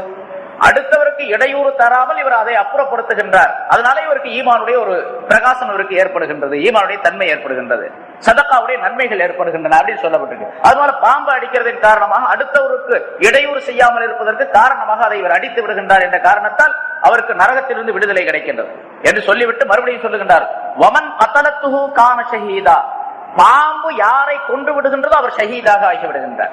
இவர் பாம்பை கொன்றால் இவருக்கு நரகத்தின் விடுதலை, பாம்பு இவரை கொன்றால் இவருக்கு ஷஹீதுடைய மர்தபா பதவி என்று ஸல்லல்லாஹு அலைஹி வஸல்லம் அவர்கள் சொல்லி காட்டுகின்றார். அதாவது பொதுவாகவே சஹாபாக்கள் கேட்டார்கள், யா ரசூலல்லாஹ், இந்த போர்ல இறந்தவர்களுக்கு மட்டும்தான் ஷஹீதுன்னு சொல்றதா அப்படின்னு கேட்டாங்க. நபி அவர்கள் சொன்னார்கள், அப்படின்னா என்னுடைய உம்மத்திலே ஷஹீதுகள் ரொம்ப கம்மியாயிடுவாங்களே அப்படின்னு சொல்லிட்டு, யார் நீரில் மூழ்கி இறந்து விடுகின்றாரோ அவரும் ஷஹீது தான், நெருப்பினால் கரிக்கப்பட்டு இறந்து விடுகின்றாரோ அவரும் ஷஹீது தான், அல்லது திடீரென்ற ஆபத்துகளினால் இறந்து விடுகின்றாரோ அவரும் ஷஹீது தான் என்று ஸல்லல்லாஹு அலைஹி வஸல்லம் சொல்றாங்க. வீடு இடிஞ்சு விழுந்துச்சு, ஆக்சிடென்ட்ல இறந்து போயிடுறாரு, பாம்பு கடிச்சு செத்து போயிடுறாரு, நெருப்புல விழுந்து இறந்து போயிடுறாரு, திடீர்னு தானம் மண்ணை ஊத்தி கொளுத்திக்கிறது அல்ல, அவர் ஷஹீத் அல்ல, அது தற்கொலை நடத்தும், அதுக்கு நரகம் தான் தண்டனை. திடீரென்ற ஆபத்தின் காரணமாக நெருப்பு பிடிச்சு திடீர்னு இவர் அறியாமலே செத்து போறார், இறந்து போயிடுறார். அதே மாதிரி தண்ணீரில் மூழ்கி இறந்து விடுகின்றார் என்று சொன்னால் அவர்களுக்கெல்லாம் ஷஹீதுடைய பதவி உண்டு என்பதாக ஸல்லல்லாஹு அலைஹி வஸல்லம் சொல்லி காட்டுறாங்க. சரிங்க, அந்த பாம்பு ஒருவருக்கு ஒருவர் எதிரி என்று சொல்லும்போது பாம்பும் எதிரி, அதனால அதை அடிக்க வேண்டும் என்பதாக சொல்லி காட்டுகின்றார்கள். மா சலிம்னா மின்ஹுன்ன முன்து ஆதைனனா ஃபக்துலூஹுன்ன, இன்னொரு ஹதீஸ்ல எப்படி சொல்லி காட்டுகின்றார்கள், எப்பொழுது இந்த பாம்பு நமக்கு எதிரியாக ஆனதோ, அந்த சொர்க்கத்துல சைத்தானை தூக்கி கொண்டு போய் உள்ள விட்டதின் காரணமாக ஆதமுக்கு எதிரியா முதல்லயே மாறிடுச்சு. அதனால எப்பொழுது எதிரியாக நமக்கு மாறினதோ அந்த நேரத்தில் இருந்த இந்த பாம்புகளிலிருந்து நமக்கு விடுதலையே கிடையாது. அதனால அதை கண்ட இடத்துல நீங்கள் எப்பொழுது அதை எந்த இடத்திலே காணுகின்றீர்களோ அதை கொலை செய்து விடுங்கள் என்பதாக மற்றொரு ஹதீஸிலே சொல்லுகின்றார். இன்னொரு ஹதீஸிலே ஸல்லல்லாஹு அலைஹி வஸல்லம் அவர்கள் சில விதிவிலக்குகளை சொல்லி காட்டுகின்றார்கள். உக்துலுல் கிபார குல்லஹா, பெரிய பாம்புகள் அனைத்தையும் நீங்கள் கொன்று விடுங்கள், இல்லல் ஜான்னல் அபியவ, வெள்ளையாக இருக்கக்கூடிய வெண்மை நிறத்தில் உள்ள ஜின் இனத்தில் உள்ள பாம்பை தவிர அப்படின்னு சொன்னாங்க. சில ஜின் இனத்தில் உள்ள சில ஜின்கள் பாம்பு வடிவத்திலே இந்த மதீனாவிலே நடமாடி கொண்டிருக்கின்றன. அப்படிப்பட்ட பாம்புகளை நீங்கள் பார்க்கக்கூடிய நேரத்திலே அது ஒரு வெள்ளி கம்பிகை போன்று மினுமினுவென்று தகதகவென்று உங்களுக்கு தெரியும். வெள்ளி கம்பிகை போன்று அது இருந்து கொண்டிருக்கும். அப்படிப்பட்ட பாம்பை கண்டால் நீங்கள் இப்படி சொல்ல வேண்டும், 3 நாட்களுக்குள்ளாக நீ இங்கிருந்து போய்விட வேண்டும் என்பதாக அதை பார்த்து சொல்லுங்கள். அது போய்விட்டால் அது ஜின் என்பதாக விளங்கிக் கொள்ளுங்கள், அப்படி போகாவிட்டால் அது ஷைத்தான் என்பதாக விளங்கிக் கொண்டு அடித்து சாகடித்து விடுங்கள் என்பதாகவும் ஸல்லல்லாஹு அலைஹி வஸல்லம் சொல்றாங்க. இது சரி, அப்படி எல்லா நாட்டுக்குமா அல்லது மதீனாவுக்கு மட்டும் இந்த சட்டமா அப்படிங்கறதுல கருத்து வேறுபாடு. இல்ல, மதீனாவுக்கு மட்டும்தான். மதீனாவில் தான் ஜின்கள் நடமாடி கொண்டிருந்தார்கள். ஸல்லல்லாஹு அலைஹி வஸல்லம் அவர்கள் வஹீயை சொல்லக்கூடிய நேரத்தில், குர்ஆனை சொல்லக்கூடிய நேரத்தில் அந்த குர்ஆனை கேட்பதற்காக ஜின் கூட்டத்தினர் வருவார்கள். முதலாக ஒரு பேரிச்சன் தோட்டத்திலே வைத்து ரசூலுல்லாஹி ஸல்லல்லாஹு அலைஹி வஸல்லம் அவர்கள் தொழுது கொண்டு குர்ஆனை ஓதிக்கொண்டிருந்தார்கள். அப்பொழுது ஜின்களுடைய ஒரு கூட்டத்தினர் கேட்டுக் கொண்டிருந்தார்கள். கேட்டுவிட்டு தங்களுடைய இனத்தாரிடத்திலே போய் அந்த ஜின் கூட்டத்தினர் இப்படி சொன்னார்கள் என்று அல்லாஹ் தஆலா ஒரு சூரத்திலே சொல்லி தருகின்றான். அந்த சூராவுக்கு பேரே சூரத்துல் ஜின் என்பதாக சொல்லப்பட்டு இருக்கின்றது. இன்னா சமிஅனா குர்ஆனன் அஜபா, நாங்கள் ஒரு ஆச்சரியமான குர்ஆனை கேட்டோம். இன்னா சமிஅனா குர்ஆனன் அஜபா யஹ்தி இலர் ருஷ்த், அது நேரான வழியை மக்களுக்கு காட்டிக் கொண்டிருக்கின்றது என்று சொல்லி அந்த ஜின்கள் கேட்டுக்கொண்டிருந்த ஜின்கள் தங்களுடைய கௌமுகளிடத்திலே போய் சொன்ன செய்திகளை வரிசையாக அல்லாஹ் தஆலா அழகாக சொல்லி காட்டுகின்றான். அந்த சூரா முழுவதுமே அந்த செய்தி தான், சூரத்துல் ஜின் பூராவுமே. அதற்கு பிறகு ஜின்கள் கூட்டம் கூட்டமாக ரசூலுல்லாஹி ஸல்லல்லாஹு அலைஹி வஸல்லம் அவர்களிடத்தில் வந்து இந்த இல்மை, குர்ஆனுடைய இல்மை கற்றுக்கொண்டு சென்றன என்பதாக சொல்லப்பட்டு இருக்கின்றது. அடிக்கடி ஜின்கள் நிறைய கூட்டம் கூட்டமா வரும். ஆனா சஹாபாக்களுக்கு தெரியாது, ஸல்லல்லாஹு அலைஹி வஸல்லம் அவர்கள் அந்த ஜின்களுக்கும் செய்திகளை சொல்லி காட்டுவார்கள், வஹி சொல்லி காட்டுவார்கள், சட்டங்களை சொல்லி காட்டுவார்கள் என்பதாக சொல்லப்பட்டு இருக்கின்றது. ஆனால் அந்த ஜின்கள் எல்லா உருவங்களிலும் வருவதற்கு சக்தி பெற்றவர்களாக இருக்கின்ற காரணத்தால் பெரும்பாலும் பாம்பினுடைய உருவத்திலே வருவார்கள். அதனால் ஸல்லல்லாஹு அலைஹி வஸல்லம் சஹாபாக்களுக்கு சொல்லி வைத்திருந்தார்கள், பாம்புகளை கண்டால் நீங்கள் அடியுங்கள், ஆனால் வெள்ளை நிறமாக இருக்கக்கூடிய பாம்புகளை தவிர. அந்த வெள்ளை நிறம் என்று சொன்னால் ஒரு வெள்ளி கம்பியை போன்று அது தெரியும். அப்படிப்பட்ட பாம்புகளை நீங்கள் அடிக்காதீர்கள், அது ஜின் இனத்தை சேர்ந்தது. அப்படி அடிக்க வேண்டிய ஒரு சூழ்நிலை ஏற்பட்டாலும் கூட இப்படி நீங்கள் சொல்லுங்கள், 3 நாளைக்கு எதிர்பாருங்கள், 3 நாட்களுக்கு பின்னாலும் அந்த ஜின்கள், அந்த பாம்புகள் உங்களிடத்தில் இருந்து கொண்டால் பிறகு அடித்து விடுங்கள் என்பதா ஸல்லல்லாஹு அலைஹி வஸல்லம் சொல்லி காட்டினார் என்று குறிப்பிடப்பட்டிருக்கு. ஆக இங்க அந்த பாம்பு இருக்கின்றது, அது மனிதனுக்கு இடையூறை விளைவிக்கக்கூடியது. பொதுவாக பாம்பு அடிக்கணும். விஷ ஜந்துக்கள், பாம்பு, தேளு போன்ற இந்த விஷ ஜந்துக்கள் மனிதனுக்கு இடையூறு தரக்கூடிய பொருள்களை எல்லாம் அடித்துக் கொள்ளலாம் என்பது சட்டமாகும். அதே போன்று எலி, இதெல்லாம் ஸல்லல்லாஹு அலைஹி வஸல்லம் ஒரு ஹதீஸ்ல இப்படி சொல்ல, ஃபுவைசிகாத் என்பதாக சொல்ல, இதெல்லாம் பாவங்களை உருவாக்கக்கூடிய பொருள்கள் என்பதாக, உயிரினங்கள் பாவங்களை உருவாக்கக்கூடிய பொருள்கள் என்பதாக, அதாவது மனிதனுக்கு பல்வேறு விதமான நஷ்டங்களை கொண்டு வந்து சேர்த்து மனிதனை குற்றத்திலே, மனிதனை பாவத்திலே ஆழ்த்தக்கூடிய பொருள்கள் அப்படின்னு ஒரு தடவை சொன்னாங்க. எலிக்கு கூட அப்படி சொன்னாங்க, ஃபுவைசிகாத் அப்படின்னு சொல்லி எலிக்கு சொன்னாங்க ஸல்லல்லாஹு அலைஹி வஸல்லம். இந்த ஃபுவைசிகாத் என்று சொல்லப்படக்கூடிய இந்த சின்ன குற்றங்கள் செய்யக்கூடிய இந்த எலிகளை நீங்கள் அடித்துக் கொள்ளுங்கள், அது உங்களுடைய வீடுகளிலே இருக்கக்கூடிய வீடுகளை சில நேரங்களிலே அது எரித்து விடுவதற்கு காரணமாக அது ஆகிவிடும் என்பதாக சொன்னாங்க. இந்த காலத்துல மண்ணெண்ணெய் லைட் இருக்கும், அல்லது எண்ணெயில லைட் வச்சிருப்பாங்க. இப்பதானே எலக்ட்ரிக் வந்தது, அதுக்கு முன்னால மண்ணெண்ணெய் லைட் இருந்தது. இரவு நேரத்துல அந்த விளக்கு கொளுத்தி வச்சிருப்பாங்க. எலி நிறைய இருந்துச்சு அப்படின்னு சொன்னா அந்த எலி வந்து அந்த விளக்கை தட்டி விடும். விளக்கு கீழே விழுந்த உடனே அங்க இருக்கக்கூடிய துணியிலையோ மற்ற தாள்கள்லயோ எதுலயோ ஒரு பொருள்ல பத்திக்கும், பிறகு அந்த வீடே எரிஞ்சு போயிடும். இந்த வீடு எரியறதுக்கு காரணம் அந்த எலி. அதனால அதுக்கு பேர் பாஸ்கா அப்படின்னு பேர் வச்சாங்க, சின்ன பாவம் செய்யக்கூடிய ஒரு பொருள் அப்படின்னு சொல்லி. அதனால அதை அடித்துக் கொள்ளுங்கள் என்பதாக சொன்னாங்க. சரி, இந்த தேள், பாம்பு, இந்த எலி, இப்படிப்பட்ட இந்த விஷ ஜந்துக்கள் மனிதருக்கு இடையூறு தரக்கூடிய இந்த பொருள்களை எல்லாம் ஹரமிலும் கொல்லலாம், ஹரமுக்கு வெளியிலும் கொல்லலாம், கொன்று விடலாம்.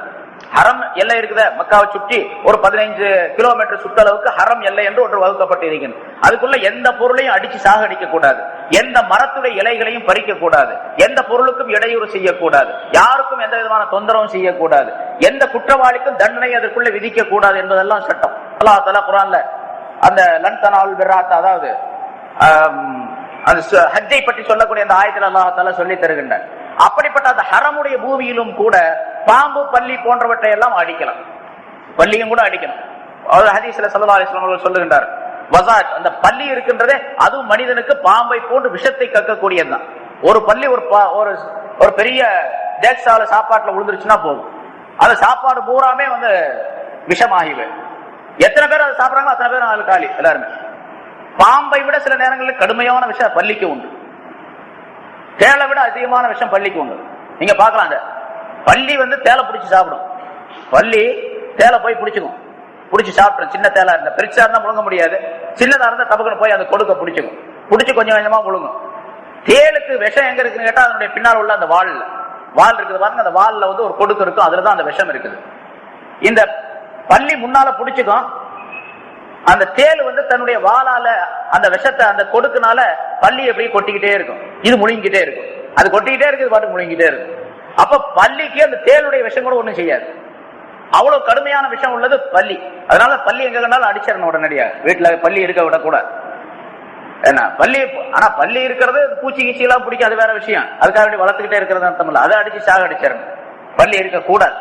ஸல்லல்லாஹு அலைஹி வஸல்லம் ஆயிஷா ரலியல்லாஹு தஆலா அன்ஹா அவர்கள் அறிவிக்கின்றார்கள், ஸல்லல்லாஹு அலைஹி வஸல்லம் அவர்கள் சொன்னாங்க, ஒரே அடியில பல்லி அடிச்சா ஒரு 100 நன்மை கிடைக்குமா. அது எவ்வளவு தூரம் அந்த ஹதீஸ் உண்மையானது அப்படின்னு தெரியல, ஆனா ஹதீஸ் இருக்குது. மிஷ்காத்திலையும் கூட அந்த ஹதீஸ் சொல்லப்பட்டிருக்கிறது. மிஷ்காத்னு ஒரு பிரபலமான ஹதீஸ் கிதாப், அதுலயும் அந்த ஹதீஸ் இருக்கு, இந்த தப்சீர்லயும் கூட இருக்குது, அந்த ஹதீஸ் இருக்குது. பல்லியை ஒரே அடியில் அடிச்சா 100 நன்மை. ஏன்னு கேட்டா எந்த பொருளை அடிக்கிற பொருளா, சாகடிக்கப்படக்கூடிய பொருளாக இருந்தாலும் கூட அதுக்கு ரொம்ப தொந்தரவு கொடுக்காம திடீர்னு அடிச்சு ஒரே அடியை முடிச்சிடணும் கதையை. அதனாலதான் கோழியா இருக்கும்போது பிஸ்மில்லாஹ் அல்லாஹ் அக்பர்னு சொல்லி அறுக்கிறோம். கூரான கத்தியை கொண்டு அறுக்க வேண்டும். கூரான கத்தி இருக்கிறது சுன்னத்து, கத்தி கூர்மையாக ஆக்கிக் கொள்வது ஒரு சுன்னத்து. அது உயிர் நாடி நரம்பு என்று சொல்லப்படக்கூடிய 3 நரம்புகள். அந்த நரம்பு 3 நரம்பை அப்படி பிடிச்சுக்கிட்டு பிஸ்மில்லாஹி அல்லாஹ்வுக்கு சொன்ன உடனே அறுத்தறணும் டக்குன்னு. அதை வச்சுக்கிட்டு இவர் கதை பேசிட்டு தான் இருக்க கூடாது. உங்க வீட்டுல என்ன ஆனோம், இந்த சில மோதினார்கள் இருக்கிறாங்க, நம்ம பார்த்திருக்கிறோம் அந்த மாதிரி. ஏன்னா ஆனங்காற்றி ஏதாச்சும் 2 மூணு துண்டு போட்டு கொண்டு வந்தா என்ன அப்படின்னு சொல்லிக்கிட்டே அறுத்துக்கிட்டே இருப்பார். அந்த கோழிக்கு என்ன வேதனை இருக்குதோ அது தெரியாது அவருக்கு. உடனடியாக அதுக்கு ரூஹு போகக்கூடிய அளவுக்கு, அந்த ரத்தம் வெளிப்படக்கூடிய அளவுக்கு உடனடியாக அறுத்து முடிச்சிடணும்.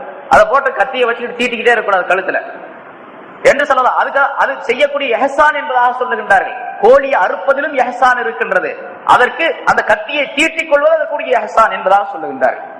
அது போல பள்ளி அடிக்கிறது 100 நன்மை. என்னன்னு காரணம் கேட்டா, அதை அடிச்ச உடனே அதற்கு வேறு வேதனைகள் எல்லாம் உடனடியாக செத்து போயிடணும். செத்து போயிட்டா 100 நன்மை. சரி, 2 அடியில சாகடிச்சான், அதை விட கம்மி. கம்மின்னு சொல்றாங்க, எவ்வளவுன்னு சொல்லல. 3 அடியில செத்துக்கு போற மாதிரி அடிச்சான், அதை விட கம்மி அப்படின்னு சொல்றாங்க. அதோட நிறுத்திக்கிட்டாங்க. அப்புறம் 4, 5 போகல. First prize, second prize, third prize, அவ்வளவுதான். 3 நிறுத்திக்கிட்டாங்க ஸல்லல்லாஹு அலைஹி வஸல்லம். அப்படி. ஆனா பள்ளி உண்மையிலேயே விஷம் உள்ளது, அதை அடித்து கொல்ல வேண்டும் என்பதும் சட்டம். இப்ப அந்த பாம்பு சம்பந்தம், பாம்பு எதிரின்னு சொன்னா இல்லையா, அதே மாதிரி மனிதன் தொழுகையில் நின்றாலும் கூட பாம்பு வந்து அடிக்கணும், தேல் வந்து அடிக்கும். தக்பீர் கட்டிக்கிட்டே இருக்காரு, முன்னால ஒரு பாம்பு ஓடுது, தொழுகை விட்டுட்டு ஓடக்கூடாது. உடனே அந்த பாம்பு அடிக்க முடிய சாத்தியம் இருந்துச்சு அப்படின்னு சொன்னா, முன்னால ஏதாச்சும் ஒரு பொருள் இருந்துச்சுன்னா, அடிக்கிறதுக்குள்ள பொருள் இருக்கணுமா இல்லையா, பின்னால திரும்பி போய் எடுத்துட்டு வந்தாருன்னா அப்ப தொழுகை பாத்திலா போயிடும். தக்பீர் கட்டி இருக்காரு, பாம்பு வருது, முன்னால ஏதாச்சும் ஒரு பொருளை வச்சிருக்காரு அப்படின்னு வச்சுங்க, ஒரு பலமான கனமான ஒரு பொருள், ஒரு 8 அப்படி வச்சு ஒரு போடு போட்டாரு, பாம்பு செத்து போச்சு, அப்படியே தக்பீர் கட்டி தொழுதுக்கலாம், தொழுகை பாத்திலாகாது. அதே மாதிரி தேள் வருது, தேள் அடிச்சுட்டாரு, தொழுகை பாத்திலாகாது. நெஞ்ச திருப்புறாரு, ஒரு 4, 5 அந்த பக்கம் போயிடுறாரு, அல்லது வலது பக்கம் இடது பக்கம் திரும்பிட்டு அந்த பக்கம் போயிடுறாரு, இந்த பக்கம் போயிடுறாரு, அப்ப தொழுகை பாத்திலாயிடுச்சு, அடிக்கிறதுக்காக வேண்டும். அப்ப திரும்பி தொழுக வேண்டியது. இப்ப தொழுகையில் இருக்கும் போதும் கூட அந்த பாம்பு, பல்லி போன்றவற்றை அடிக்கலாம் என்பதும் சட்டமாக சொல்லப்பட்டிருக்கிறது. இங்க அந்த பாம்பும் மனிதனுக்கு எதிரி, ஷைத்தான் எப்படி எதிரியோ அதே போன்று பாம்பும் எதிரி. அதை அல்லாஹ் தஆலா யுஹ்பிது பாதுக்கும் லிபாதின் அது, நீங்கள் இறங்கி செல்லுங்கள் இந்த பூமிக்கு, உங்களில் சிலருக்கு எதிரிகளாக இருக்கும் நிலைமையில் என்பதான் சொல்லுகின்றார். அதே மாதிரி மனிதனுக்கு எதிரி. எல்லா மனிதரும் ஒட்டுமொத்தமாக நண்பர்களாகவே வாழ முடியாது. ஏன்னா அல்லாஹ் ஆதம் அலைஹிஸ்ஸலாத்தை இறக்கும் போதே எல்லாரும் இப்படித்தான் இருக்கணுங்கிற ஒரு நியதியை ஏற்படுத்தி விட்டார். மனிதர்களுக்கு மத்தியில எல்லாரும் நண்பர்களாக இருக்க முடியாது. நம்ம சாதாரண சொல்றாங்க, சட்டத்தை சொல்லுவோம், அவ்வளவுதான். ஸல்லல்லாஹு அலைஹி வஸல்லம் அவர்கள் சொன்னாங்க, வலா தஹாசது வலா ததாபரு வலா தனாஃபசு அப்படின்னு வரிசையா சொல்றாங்க. நீங்கள் ஒருவருக்கொருவர் பொறாமை கொள்ளாதீர்கள், ஒருவருக்கொருவர் பின்னால் பேசிக் கொள்ளாதீர்கள், கோல் சொல்லாதீர்கள், ஒருவருக்கொருவர் தீமைகளை பேசிக் கொள்ளாதீர்கள். கூனு இஹ்வானா இபாதல்லாஹ், நீங்கள் அனைவரும் அல்லாஹ்வுடைய அடியார்களை நீங்கள் அனைவரும் சகோதரர்களாக வாழ்ந்து கொள்ளுங்கள் அப்படின்னு சொல்றாங்க. இது உபதேசம் சொல்லுவோம், அவ்வளவுதான். ஆனா அல்லாஹ்வுடைய நாட்டம் என்னன்னு கேட்டா எல்லாருமே சகோதரரா வர முடியாது. எதிரிகள் இருக்கத்தான் செய்வாங்க, ஒருவருக்கொருவர் பகைமை இருக்கத்தான் செய்யும். அந்த பகைமை போக்குவதற்கு அல்லது குறைப்பதற்குரிய வழிவகைகளை செய்து கொள்ள வேண்டும் என்பது அல்லாஹ் தஆலாவுடைய சட்டமாக. அல்லாஹ் ஏன்னா அப்படி நியதியை ஏற்படுத்தி விட்டான், இப்படித்தான் இருக்கணும் அப்படின்னு சொல்லி, இப்படித்தான் இருப்பார்கள் மனிதர்கள் அப்படின்னு சொல்லி. ஆண்களுக்கு பெண்கள், பெண்களுக்கு ஆண்கள் எதிரிகள் மட்டுமல்ல, ஆண்களுக்கு ஆண்கள், பெண்களுக்கு பெண்களும் எதிரிகள் அப்படியும் இருப்பாங்க. அதனால எல்லாத்தையும் சேர்த்து தான் அல்லாஹ் தஆலா சொல்லுகின்றான், பாலுக்கும் லிபாலின் அதுவு, உங்களில் சிலருக்கு எதிரிகளாக இருக்கிற நிலைமை. வலக்கும் ஃபில் அர்லி முஸ்தகர்ருன், இந்த பூமியில் தான் நீங்கள் தங்குமிடம் இருக்கின்றது, உங்களுக்கு தங்குமிடம் பூமியில் தான் இருக்கின்றது அப்படின்னு சொல்றாங்க. அப்ப நீங்க பூமியில் தான் வாழ முடியும். அல்லாஹ் தஆலா நாட்டை அப்படித்தான் முதல்ல சொன்னத, சொர்க்கத்துல அல்லாஹ் தஆலா படைச்சாலும் கூட இவர் இருக்க வேண்டிய இடம் எது என்பதை அல்லாஹ் தஆலா நிர்ணயம் செய்திருக்கின்றார், பூமியை தான். வலக்கும் ஃபில் அர்லி முஸ்தகர்ருன், இந்த பூமியில் உங்களுக்கு தங்குமிடம் இருக்கின்றது அப்படின்னு சொல்லி, பூமியிலே வாழ்ந்து பூமியிலே மரணமாகி பூமியில் தான் நீங்கள் அடக்கப்பட வேண்டும் என்பதும் அந்த ஆயத்தில். முஸ்தகர் அப்படிங்கிறதுக்கு நிலையாக தங்கும் இடம் அப்படின்னு அர்த்தம், நிலையாக தங்கும் இடம். இந்த பூமியில நீங்க வாழக்கூடியதும், பிறப்பதும் வாழ்வதும் இறப்பதும் பிறகு அடக்கப்படுவதும் அதற்கு பின்னால் எழுப்பப்படுவதும் இந்த பூமியில தான். அதை அல்லாஹ் தஆலா தெளிவாக சூரத்து தாஹாவிலே சொல்லி காட்டுகின்றான். மின்ஹா கலக்னாக்கும், இந்த பூமியில் இருந்தான் உங்களை நாம் படைத்தோம். மின்ஹா கலக்னாக்கும் ஃபீஹா நுஈதுக்கும், இந்த பூமிக்குள்ளதான் உங்களை, பூமியில் இருந்தா நாங்கள் திரும்ப எழுப்புவோம். வமின்ஹா நுக்ரிஜுக்கும் தாரத்தன் உக்ரா, இன்னொரு தடவை நீங்கள் இந்த பூமிக்குள்ளதான் செல்லுவதும் இருக்கின்றது, மற்றொரு தடவை இந்த பூமியில் இருந்தால் உங்களை நாம் வெளிவரச் செய்வோம் என்பதாக அல்லாஹ் தஆலா சொல்லி காட்டுகின்றான். எல்லாம் பூமி தான். பூமியை தவிர வேறொரு இடத்துல மனிதன் வாழ்வதற்கு முடியாது அப்படிங்கிறது இந்த முஸ்தகர் என்ற கில்லர்லி முஸ்தகர் என்ற வார்த்தையின் மூலமாக அல்லாஹ் தஆலா சொல்லி காட்டுறான். செவ்வாயில குடியிருக்கலாம், புதன்ல குடியிருக்கலாம், வியாழன்ல குடியிருக்கலாம் சொல்றாங்க பாருங்க, அது முடியாது அப்படிங்கிறது அல்லாஹ் தஆலா இந்த ஆயத்துல சொல்லி காட்டுறான். மனிதன் செவ்வாயிலேயோ அல்லது சந்திர மண்டலத்திலேயோ அல்லது இந்த வான்வெளியிலேயோ எங்கேயுமே குடியிருக்க முடியாது. பூமியில தான் குடியிருக்க முடியும், குடியிருக்க வேண்டும். அதுதான் அவனுக்கு தகுதியான இடம், போதுமான இடம், தேவைப்பட்ட இடம். அதுதான். அது அல்லாத வேறு எந்த இடத்திலும், இந்த பிரபஞ்சத்தில் வேறு எந்த கிரகத்திலும் எந்த இடத்திலும் அவன் இருக்க முடியாது அப்படிங்கிறது அல்லாஹ் தஆலா இந்த ஆயத்தின் மூலமாக சொல்லி காட்டுகிறார். ஆகவே எந்த சட்டங்களை நாம் தெரிந்து கொள்ளுகின்றோமோ அது அல்லாஹ் தஆலாவுடைய சட்டங்கள். அல்லாஹ் எப்படியெல்லாம் அல்லாஹ் தஆலாவுடைய ஆயத்துகளுக்கு விளக்கங்கள் சொல்லப்படுகின்றது என்பதை தெரிந்து அந்த விளக்கத்தின்படிக்கு நம்முடைய வாழ்க்கையை அமைத்துக் கொள்ள வேண்டும். அத்தகைய நல்ல தன்மைகளை, பண்புகளை நம் அனைவருக்கும் அல்லாஹ் தஆலா தந்தருள்வானாக. வாஹ் தஅவானா அல்ஹம்துலில்லாஹி ரப்பில் ஆலமீன்.